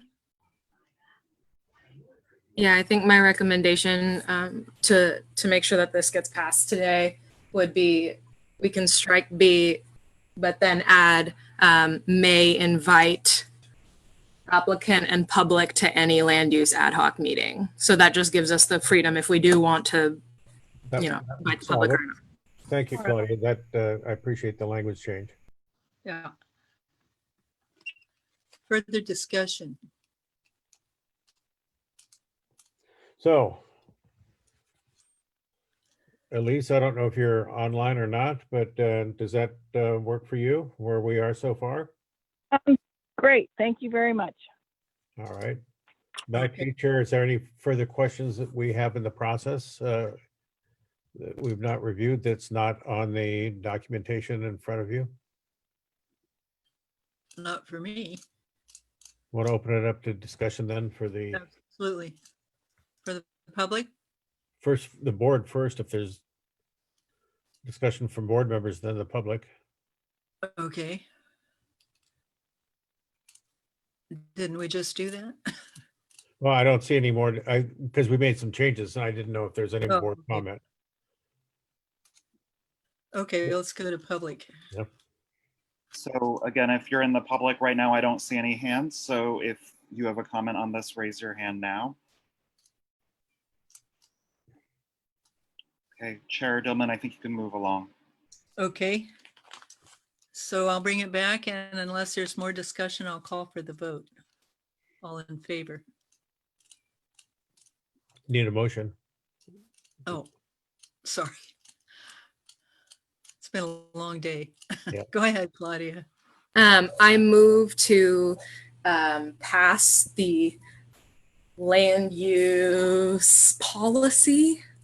I think it's land use policy with the amendments of striking line 2B and amending line 2D to read, may invite applicants and public to any land use ad hoc meeting. And I can send that to you, or I can write it in here.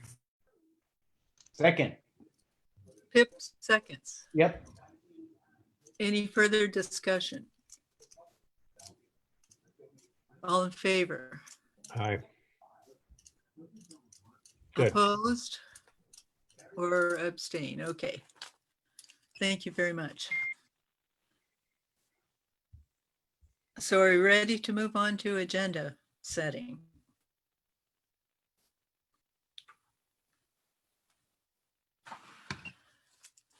Do you have any more? I'll go ahead and I'll explain this one.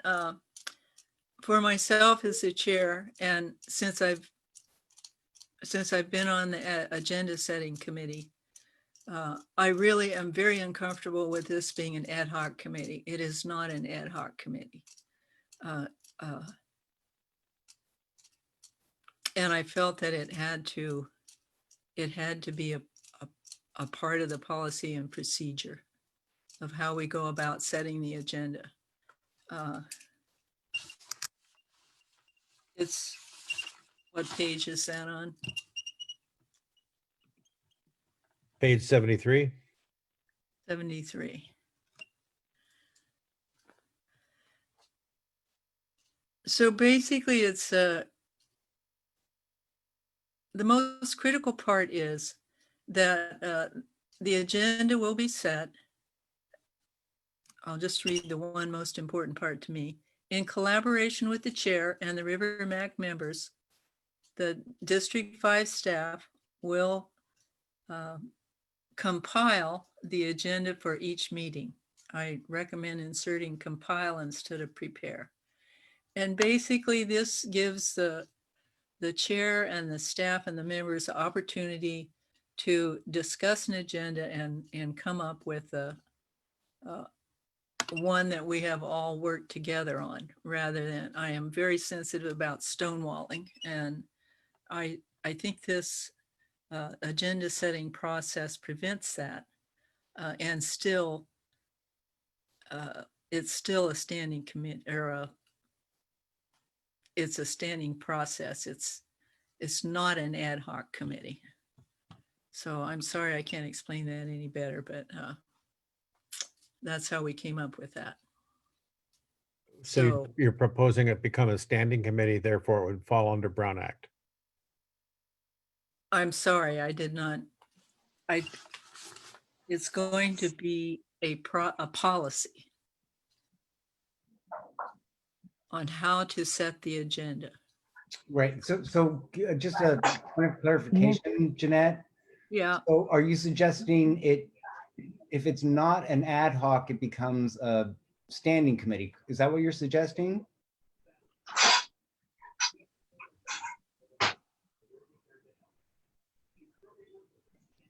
Couldn't it also Well, become? most people, I look at the other people's bylaws and processes, that it's basically it's just written up that this is how it occurs. It's not a committee, it's just a process that occurs. Oh, I see what you mean. So it's not a. So It's not a committee. And if you look at other people's bylaws, they'll usually just say this is how the agenda is going to occur. Maybe it should be in the bylaws that said. Yeah. And Jeanette, how do you run through this, if you would, on just a very practical level? Are you saying then that an agenda setting meeting would be called by you, I assume, and people who were interested in putting something on the agenda would go to that, or we're going to set the agenda for the next meeting at the end of this meeting, or, you know, the practicalities, just how does that?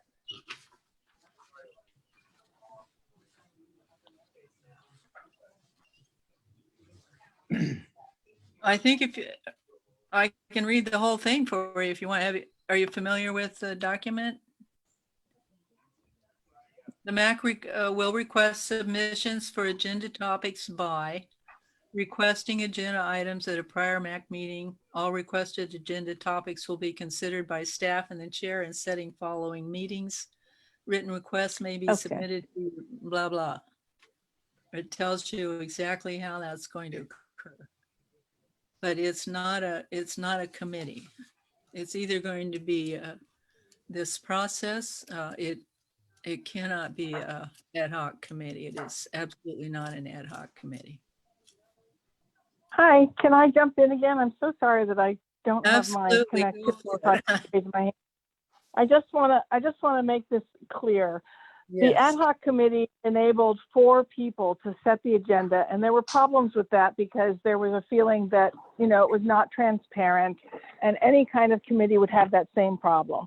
Therefore, we devised a process for this MAC and the Sonoma Coast MAC, which has already been approved by the Sonoma Coast, by which we will ask for agenda item topics at the end of this meeting. So anybody in the public can propose agenda item topics. Anybody in the public and on the MAC committee can propose agenda item topics anytime during the month. When it comes close to the meeting, the chair and staff and vice chair will get together and review all those suggestions and prioritize them based on a few things. The first thing that we'll prioritize is the timing. So for example,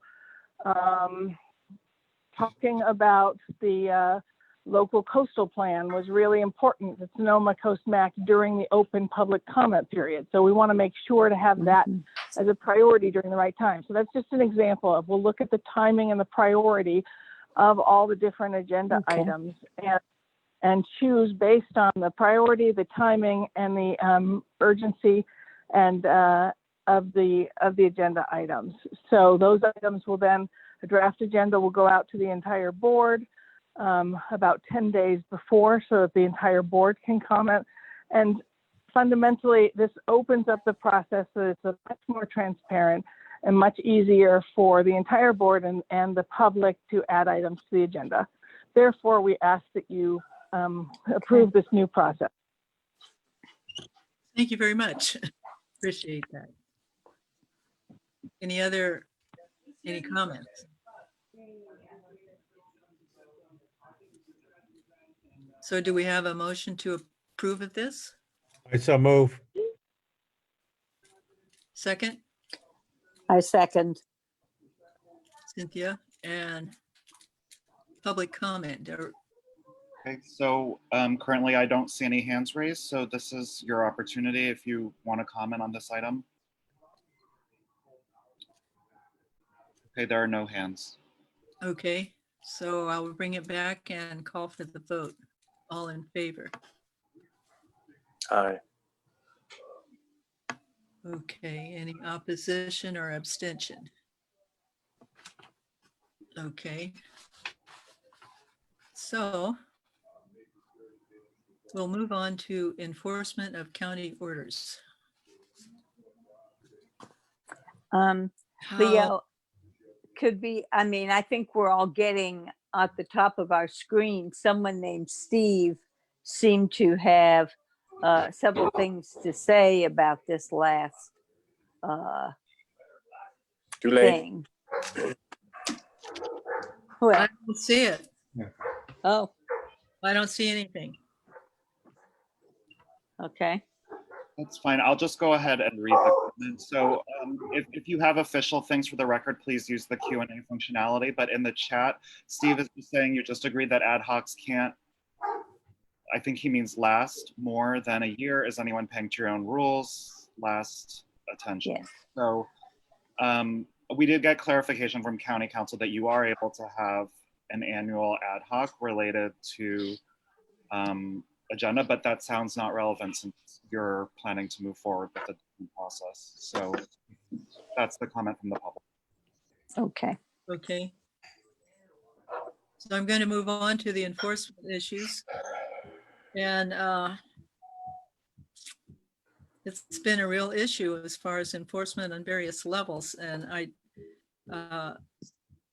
we have Misty here that, how do you want to start the conversation? We'll go ahead and have Misty start. Thanks, you guys. My name is Misty Wood. I am the Community Engagement Liaison with the Sheriff's Office, and it's good to see, I know most of you, it's good to see you guys. I know that there's a lot on everybody's mind in West County, and for those of you who don't know, I live out here as well, with homeless issues, with visitors, increased visitors, on top of the health order, public safety power shutoffs coming up, fire season here, there's a lot going on. So the kind of the overview on enforcement that I first want to touch on is jurisdiction. And we really have 3 different agencies providing law enforcement services in West County and Lower Russian River area. CHP handles parking and traffic issues on public roadways. So if you have an issue with them, I've got a phone number of 551-4100. Regional Parks provides enforcement inside the regional park. So places like Steelhead Beach, that's a really good example. And their phone number is 565-2041. And the Sheriff's Office provides law enforcement services for everything else, essentially crime. And the direct line to dispatch is 565-2121.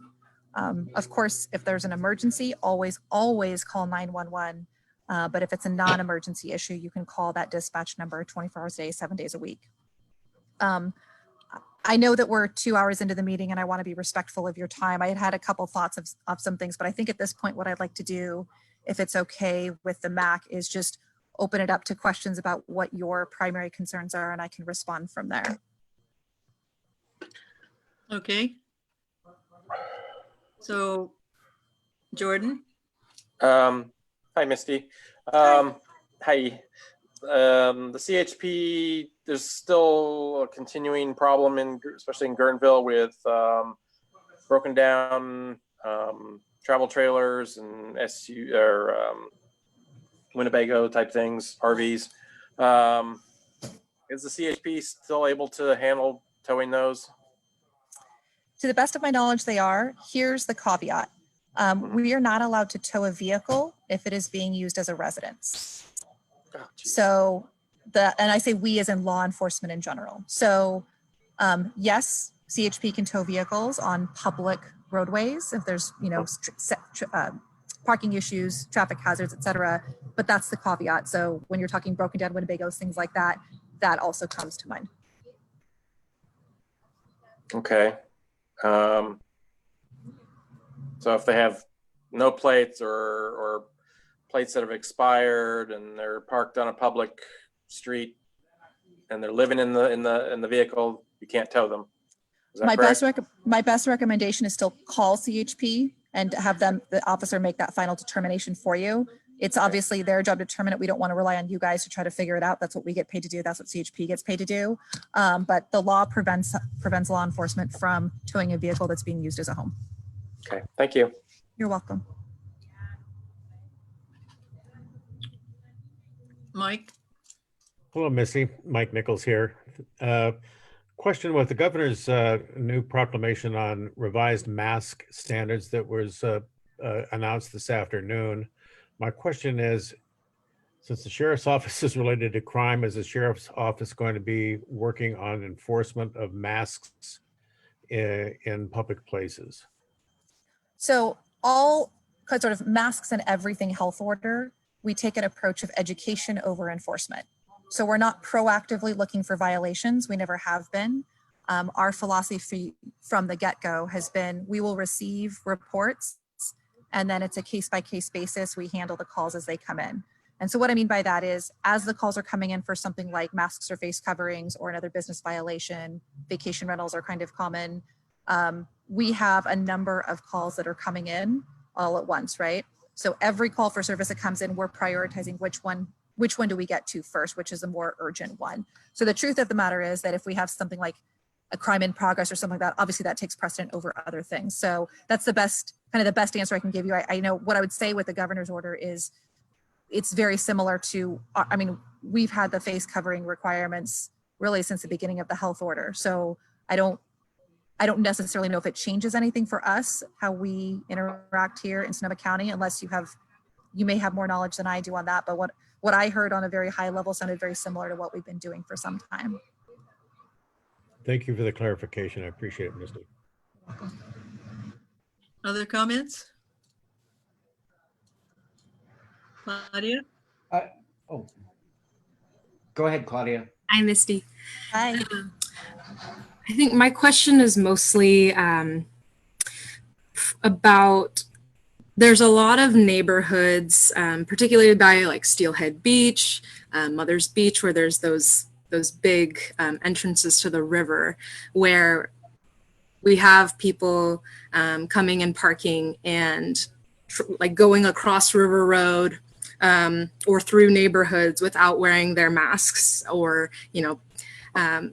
and so for residents that live in those neighborhoods or are affected by the people who are walking around there, what does the sheriff's office kind of suggest as far as like calling someone to come sort of enforce those rules? Is there anything more that can be done? Yeah, no, it's a fair question. I know that typically for parking, CHP is the first one. CHP is going to be your first call because all of it's stemming from the parking, and it's often, at least from what I've experienced in the Steelhead area, it's a concern that people are parking and blocking the roadway. It's emergency access, and it's all of those things, and it's compounded by things like the masks, or I've heard some kind of horror stories of bodily fluids in public and things of that nature. So CHP is the best agency to call first to report parking violations. Regional Parks also has been doing ticketing. I will just say anecdotally, as I've been down to Steelhead twice in the past 2 weeks. And as I walked by the cars that were parked illegally, I saw citations from Regional Parks. So they're going out there and they're ticketing in the neighborhoods outside of those impacted beach areas. And I know that that's been brought to their attention, and I could see them doing that on a regular basis too. On the 3-day weekends, we have a unit from part of our Marine unit. We'll have a 2-man team go out and provide extra enforcement on the beaches and then also through the neighborhoods for parking issues too. So I feel your pain, as it is an ongoing issue in West County in particular, and those very, very popular beaches. So the best answer in summation, the best answer is call CHP for the parking violations. If you notice also kind of ongoing issues, you can also call our office and ask for extra patrols of a particular area. If you see kind of increased nuisances and things of that nature, you can call and give a description of the area for that extra patrol. Okay, thank you. Yeah, you're welcome. Pip, did you have a comment? Yeah. Hi, Misty. Hi. Hi. I don't know if you had a chance to even look at the letter or heard in the beginning of the meeting where we read the letter that we're going to address to the sheriff. But the general feeling out here in West County is that people are confused on whether the sheriff is enforcing or not enforcing, or what their stand is. And it's kind of come to a point where the sheriff department doesn't care. And whether you're going to enforce or not, is there any kind of outreach that's going to happen out here in the river communities that says, we are here to help you? Is there more presence that's going to happen? It's not about telling people to have to put on masks, but having a sheriff deputy walk around could make a big difference in people actually complying without you actually having to do anything except walk around. And the community would feel that they are listened to by the department that's here to enforce laws and regulations and health orders. Got it. Couple things. I would say that engagement in general has been challenging over the past 90 days because we Right. can't see each other really, compounded by the fact that we're trying to minimize interaction with the public for the safety of everybody. That being said, I certainly understand the perspective of just the mere presence of deputies changes people's behaviors or changes their perceptions in some ways. I'll put that request in for the River Substation. Are you talking specifically about downtown Guerneville, or did you have a particular area? Well, downtown Guerneville is definitely the flashpoint, and it will continue to be the flashpoint. And just the general sense from the community is they feel abandoned by the department right now. Okay. And they're not quite sure, are they enforcing, are they not, are they here? Okay. Go ahead, sorry. No, go ahead. I want to say thank you for bringing that to my attention. It's the first time I've heard that comment. I can tell you with absolute certainty, we are still here. We do still care. I'll tell you what I've noticed as my mission is to be with people and be with our community and listen to their concerns and have conversations with them. And it's very difficult when I can't see you guys, right? We can't have our gatherings. We can't have our meetings. We don't get to have those interactions. So I am feeling a disconnect because I don't have that opportunity right now. And I think that other people are probably feeling that disconnect as well. So what I would say is, I do appreciate you bringing it to our attention. And maybe there's some things that we can do in a safe way, given everything that's going on with COVID. Right. But we are certainly still here. We certainly still care. We are still enforcing laws. I think that the absence of that regular visual that people have been grown used to seeing has probably faded over the past 3 months because we're trying to not interact with people to keep everybody safe. So my assumption is, hearing your comment, that's probably where it's coming from, at least in part. But I do want to let you know the reason that we're not going out there and interacting with people on the daily basis is we're trying to avoid it for everybody's safety. To get to the point about the health order too, absolutely yes, the sheriff's office is helping to enforce the health order. So we are assisting with that enforcement. It's a health order, it's not a law enforcement order, but the health officer has us to help in that enforcement, and we are. We've taken over 700 calls since the health order, the first health order about 3 months ago. And our response to that ranges anywhere from, verbally talking to somebody eventually to a citation, but we really prioritize education over enforcement. We don't want to be out there writing tickets. We don't want to be creating that sort of feel for it. We want people to understand what the rules are and why they are that way. So we use enforcement as a very, very last resort and rely on that education, whether it's over the phone or in person. So we're trying to do as much as we can over the phone. So again, you might not be seeing us as much. It doesn't mean that we're not there, and it doesn't mean that we're not working on it, but it just makes it, there's a lack of a visual presence, I think, because we're doing what we can to keep everybody safe.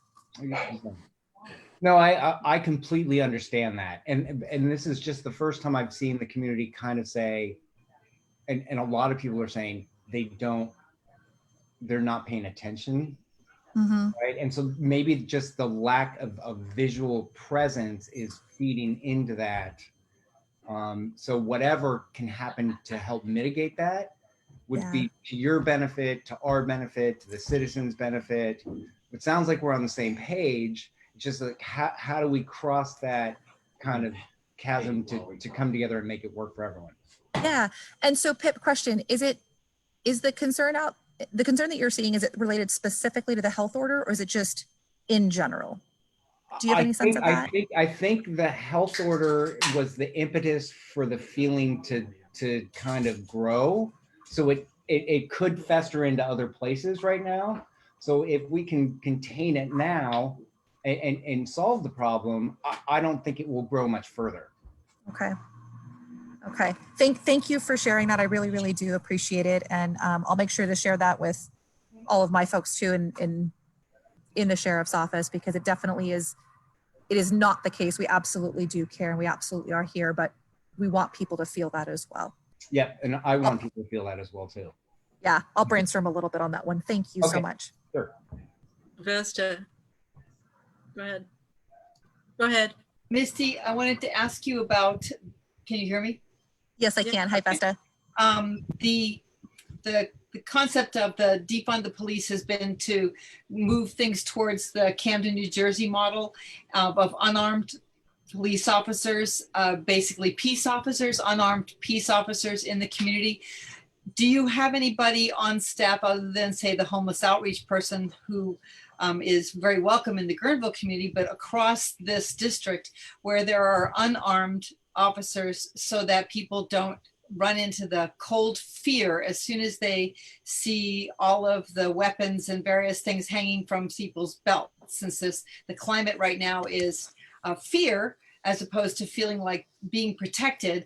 It's more a fear reaction. It's always kind of been a fear reaction. If you're driving and all of a sudden the lights flash, you get cold, right? So, but if an officer is also walking down the street and they're filled with all of that armor, then it also has that same feeling of cold. Is there anything that the Sonoma County Sheriff's Department is doing to have unarmed people in the community to enforce things like the masks and that kind of things, just so it feels a little less threatening? So the only kind of enforcement that we have from people who aren't armed is from our volunteers. And we really want to be cautious on that. And we use them in Sonoma, for instance, for parking enforcement. So kind of very like low level things. We need to be very cautious because we want people to trust us and want them to know we're there for them. But we genuinely have to be concerned about safety too, right? That's our job. And so when you run into enforcement issues, you have to be prepared for the worst. It is just the unfortunate reality of what it's like to be in law enforcement. We have to think the worst and be prepared for the worst, hoping for the best and trusting everybody around us, but knowing we may have to take action even if we don't want to. So from the perspective of, do we have people out there who are unarmed? We do. We have community services officers. We have volunteers in policing. From an enforcement perspective, as far as I'm aware of, the only ones who are actually doing enforcement are the volunteers on that limited basis, typically in Sonoma. It's an interesting question. It's something I would want to take back to the office and, kind of share the feedback, but having a peace officer, you can't have a peace officer without all of their tools, which includes weapons. It would be kind of a different role, like a community services officer or some other sort of civilian along those lines. It's a precarious position to put somebody in, to put them in an enforcement position without that ability to protect themselves or protect people around them, though. Even if they were to call in backup, you're just saying that a weapon that has lethal consequences is necessary for saying, please put your mask on, and respect for the community, just because somebody might get violent and you would use a weapon to control them? So that what I'm saying is, you never know what you're going to run into. Mm-hmm. So every time you interact with somebody in an enforcement perspective, most of the time people are fine. Most of the time people just want to comply, and most of the people in the world are good, right? That's not always the case. So we have to make sure that we're in a position to make sure that we can protect our community around us. That's why we're here. And we have to make sure that we can protect ourselves as well. Force is not used much of the time. In the past 10 years, force has been used in 0.3% of all of our contacts, and it's been used in 4.45% of all of our arrests over a 10-year average. It's the last resort, but we have to be prepared if needed. We do de-escalation. We do other, everything we can to avoid using force, but it's not always possible because an interaction between a peace officer and another individual is a two-way street. So we can do what we can do to help de-escalate situations, but the outcome depends also on the person that we're interacting with. So I'm not saying you need to bring a gun to talk to somebody about a face mask. It's not that simple. It's peace officers have to have the tools that they're required to carry, because you don't know what enforcement action will, you don't know what it'll bring out in people. You don't know how people will respond. And you don't know until you have that conversation with them. So I think that's probably best sums it up. So among the tools that you carry, are you carrying extra face masks and hand sanitizers to hand out to people or to offer? No, we have masks and hand sanitizers for the deputies, but we're not giving them out to people. So we use them to keep our staff safe. We're not handing out those materials out to other folks. We know we can get them. We can direct people to, the nearest store and all, and, kind of offer that sort of guidance. But we're not, giving those out as we're talking to folks. Okay, thank you. Okay. You're welcome. So any other board comments? Claudia?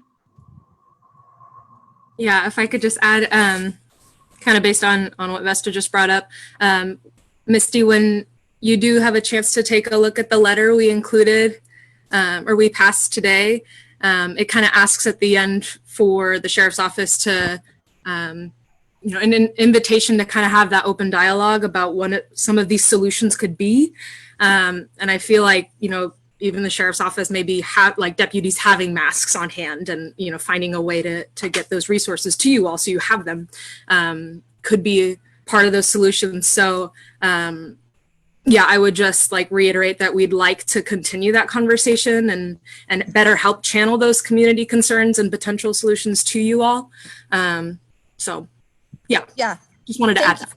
Thank you. No, I appreciate it. Again, it's been really difficult to hear what people are thinking because we can't be with people right now. It's a challenge. So I do appreciate, Vesta, I appreciate everybody's comments here so I can bring it back to the sheriff and the rest of the team at the sheriff's office. We're always open to having the conversation and being receptive to that feedback and, relying on community leaders like yourselves to share whatever information we have and share it back out there. So it's this constant sort of two-way street. So we'll I'm not familiar with the details of the letter. I wasn't on the call earlier, but we'll absolutely take a look at it. And I appreciate you guys being willing to have the conversation and come up with solutions and see how we can better work together all the time. Yeah, and I'll just add one more thing and then I'll shut up about this. But really, like, you can reach out to any one of us to get input that's coming from our individual communities that you're serving right now. So Thank if you have a lack of like communication with people because you're trying to not be out in the public so much, use us to help you. Thank you. You might regret that you said that, but thank you. I might. No, not at all. Okay, Thank you. I appreciate it. give Mike a chance here. Go ahead, Mike. Thank you. I just had one final comment. And I know that the sheriff is struggling with a $5 million shortfall in the budget. And press releases recently have reported that he's considering the closure of the Guerneville and the Larkfield substations. And that's a matter of concern to our local population out here in the Lower River. And I just wanted to let you know that there's been a lot of community concern and talk about it. And I would hope that the sheriff would involve the community in the final discussion when he is formulating a budget to try to do whatever he can to keep this substation open. Thank you for bringing that up, Mike. Not to be the bearer of bad news, but we found out today that our budget shortfall is 14.1 million. So there are a lot of challenges with that. During the recession, during like 07, 08 through about 2011 or 2012, we took a lot of cuts during that recession and we were never fully restored. Right. So what we're dealing with is $14 million on an already lean department. So right now they're looking at what those options might be. They haven't landed anything. They're kind of looking at where do the cuts happen. To be quite frank, whatever cuts happen are going to be drastic and they are going to be significant, and it's going to be painful for the department and the community with a number like that. I will pass along the appreciation of the River substation as well. And as soon as we know anything, we'll let people know. We're debating a lot internally about what those might look like. We haven't quite figured it out yet. But thank you. Thank you, Misty. I appreciate your answer. Okay, I'm going to move on to public comment at this point. Okay, Jeanette, right now there's one hand raised. David Rosen, I'm letting you speak right now.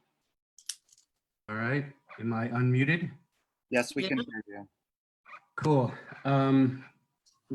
Let me ask a more direct kind of practical question, kind of bridge the intention between both Pip and Misty. Because we're now just a couple of weeks into the flood of people coming into Guerneville, coming into the river. And you don't have the, Misty, you don't have the resources to really to monitor all the different beach entrances effectively. And so earlier on this afternoon or this evening or a few hundred hours ago, we discussed the idea about the Safeway, and Pip mentioned flashpoints.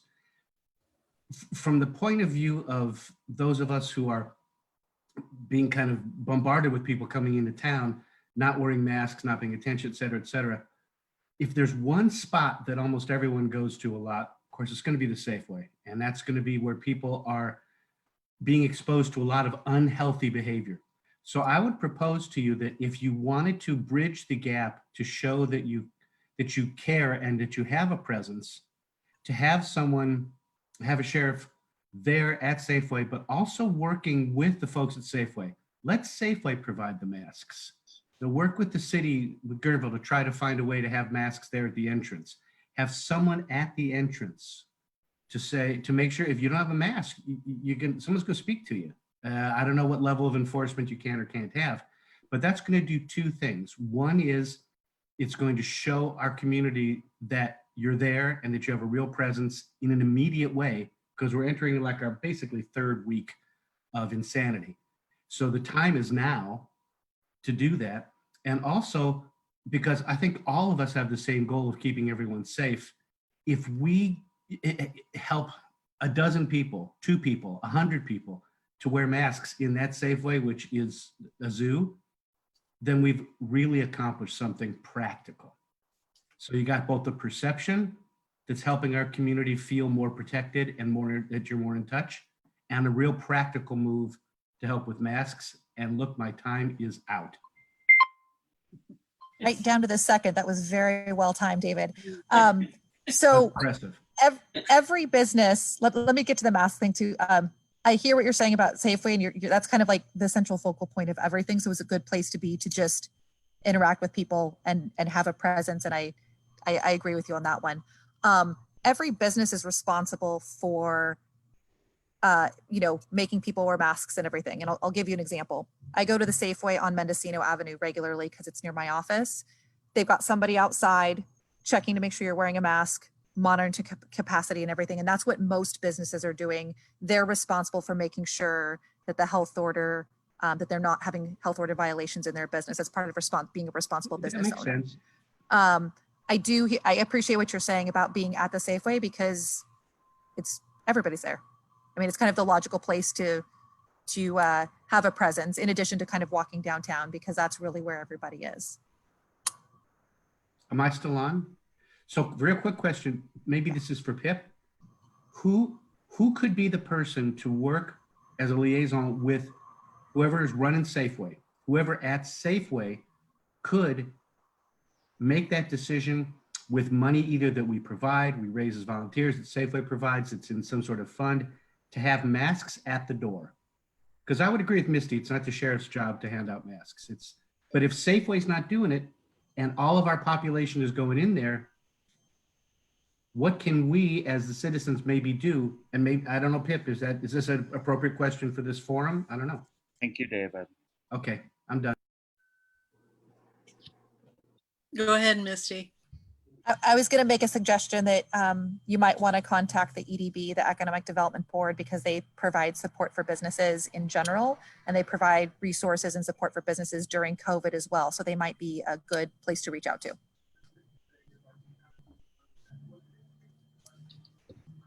Jeanette? Are we through with the public? There's another comment there. Pardon? There's one more hand raised right now. Okay, go for it. Okay, Bruce McDonald, go ahead. You're able to speak. Thank you. Under the current regulation, there are no sweeping of house schemes, which is understood. You're really, I can't hear you very well at all, Bruce. Oh, God. Okay. I'm sorry, I'll come back later. It's going to try later, I think. Okay, go ahead, then, think George. he had his phone on Are speaker. there any other public people, Leo? So I would say about the Safeway, it's, you know, it's a national corporation.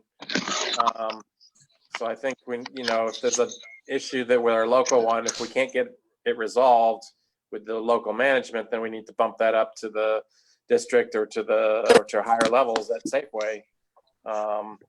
Obviously, some of the Safeways are doing the right thing, and if ours isn't, then we need to hold them accountable. The Guerneville Safeway is in the same district as the Mendocino store, so it's under the same regional management. So there's no excuse for them not to be having somebody at the door and requiring masks. I would think that would be the case. Mm-hmm. You ready, Bruce? Give it another shot, Bruce. I'm trying. Can you hear me? Yes. All right, there we go. So under the current regulations, there's no sweeps of homeless camps, which is right, and it should be that. But lately, we've been seeing camps start to move into private properties and stuff, and using that as a way for them to set up camp and not be kicked out. And I'm just wondering if there's any plan or anything that private property or private landowners can do to help that situation. Yeah, there's two things private landowners can do. The first is that they can post their property, no trespassing, to really clearly mark it as no trespassing. The second thing they can do is they can file a trespass letter with the sheriff's office. And so that gives the sheriff's office the ability to enforce that trespassing law to take action. So those are two things that every private property owner can do. And those that trespass letter is on our website at sonomasheriff.org. Okay, I'm familiar with that. And I'm also seeing that there are encampments in areas that are posted and have been known to have no camping allowed, but it's being allowed during the COVID for obvious reasons. And I'm just wondering, is that going to change when the restrictions are lowered? Are they on private property or on public property? County property. Okay, so the complication with county property or public property is that it's not illegal to camp on public property. So there's a difference when you're talking enforcement, because being homeless isn't a crime, right? There's lawlessness and there's homelessness. Correct. And so, correct. right. And so private property, law enforcement can take action as a trespass issue. Public property, simply camping on public property is not against the law unless there are other issues associated with it, which we've seen on things like the Joe Rodota Trail in Santa Rosa, where there were these overarching health and safety issues associated with it. Right. This would be a health concern for sure. Mm-hmm. Thank you. Okay. Any other comments? So there's no other hands raised at this time.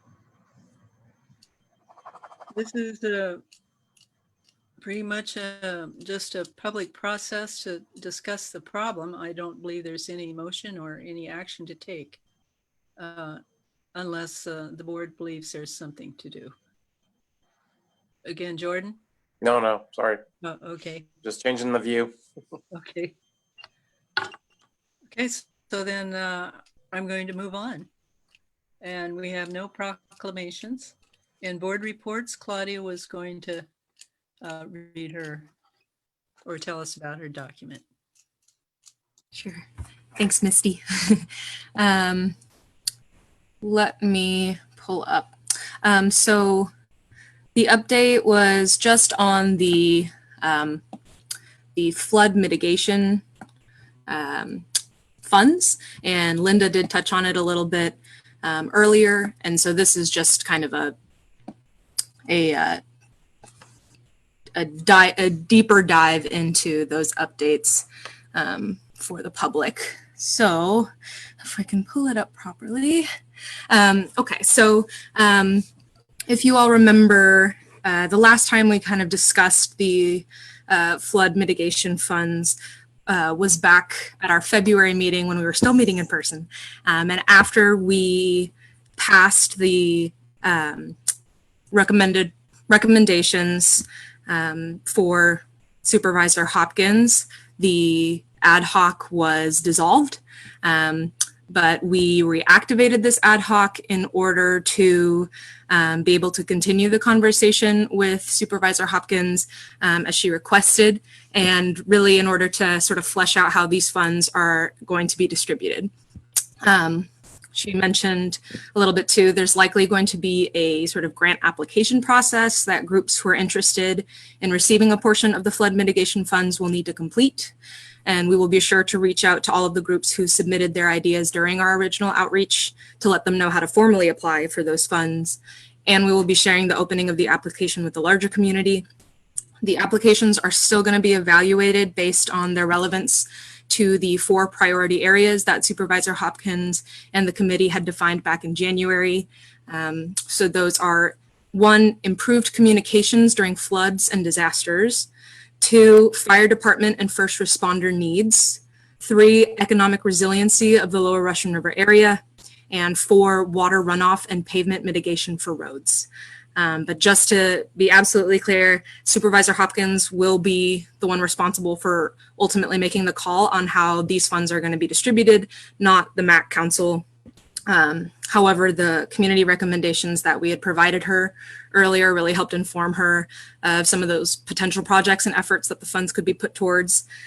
So at this point, deciding how those funds are going to be distributed is still in the works, but we're definitely going to be sure to let you all know and let constituents know when that process is finalized. Okay. I truly apologize for not thanking Misty for being here, and I'll send her a note. Any other board reports? Committee, okay. Then I would have to say, if we can get a motion, we'll adjourn the meeting. Mike, I so move. I'll second. all in favor? Aye. Thank you. Thank you very much.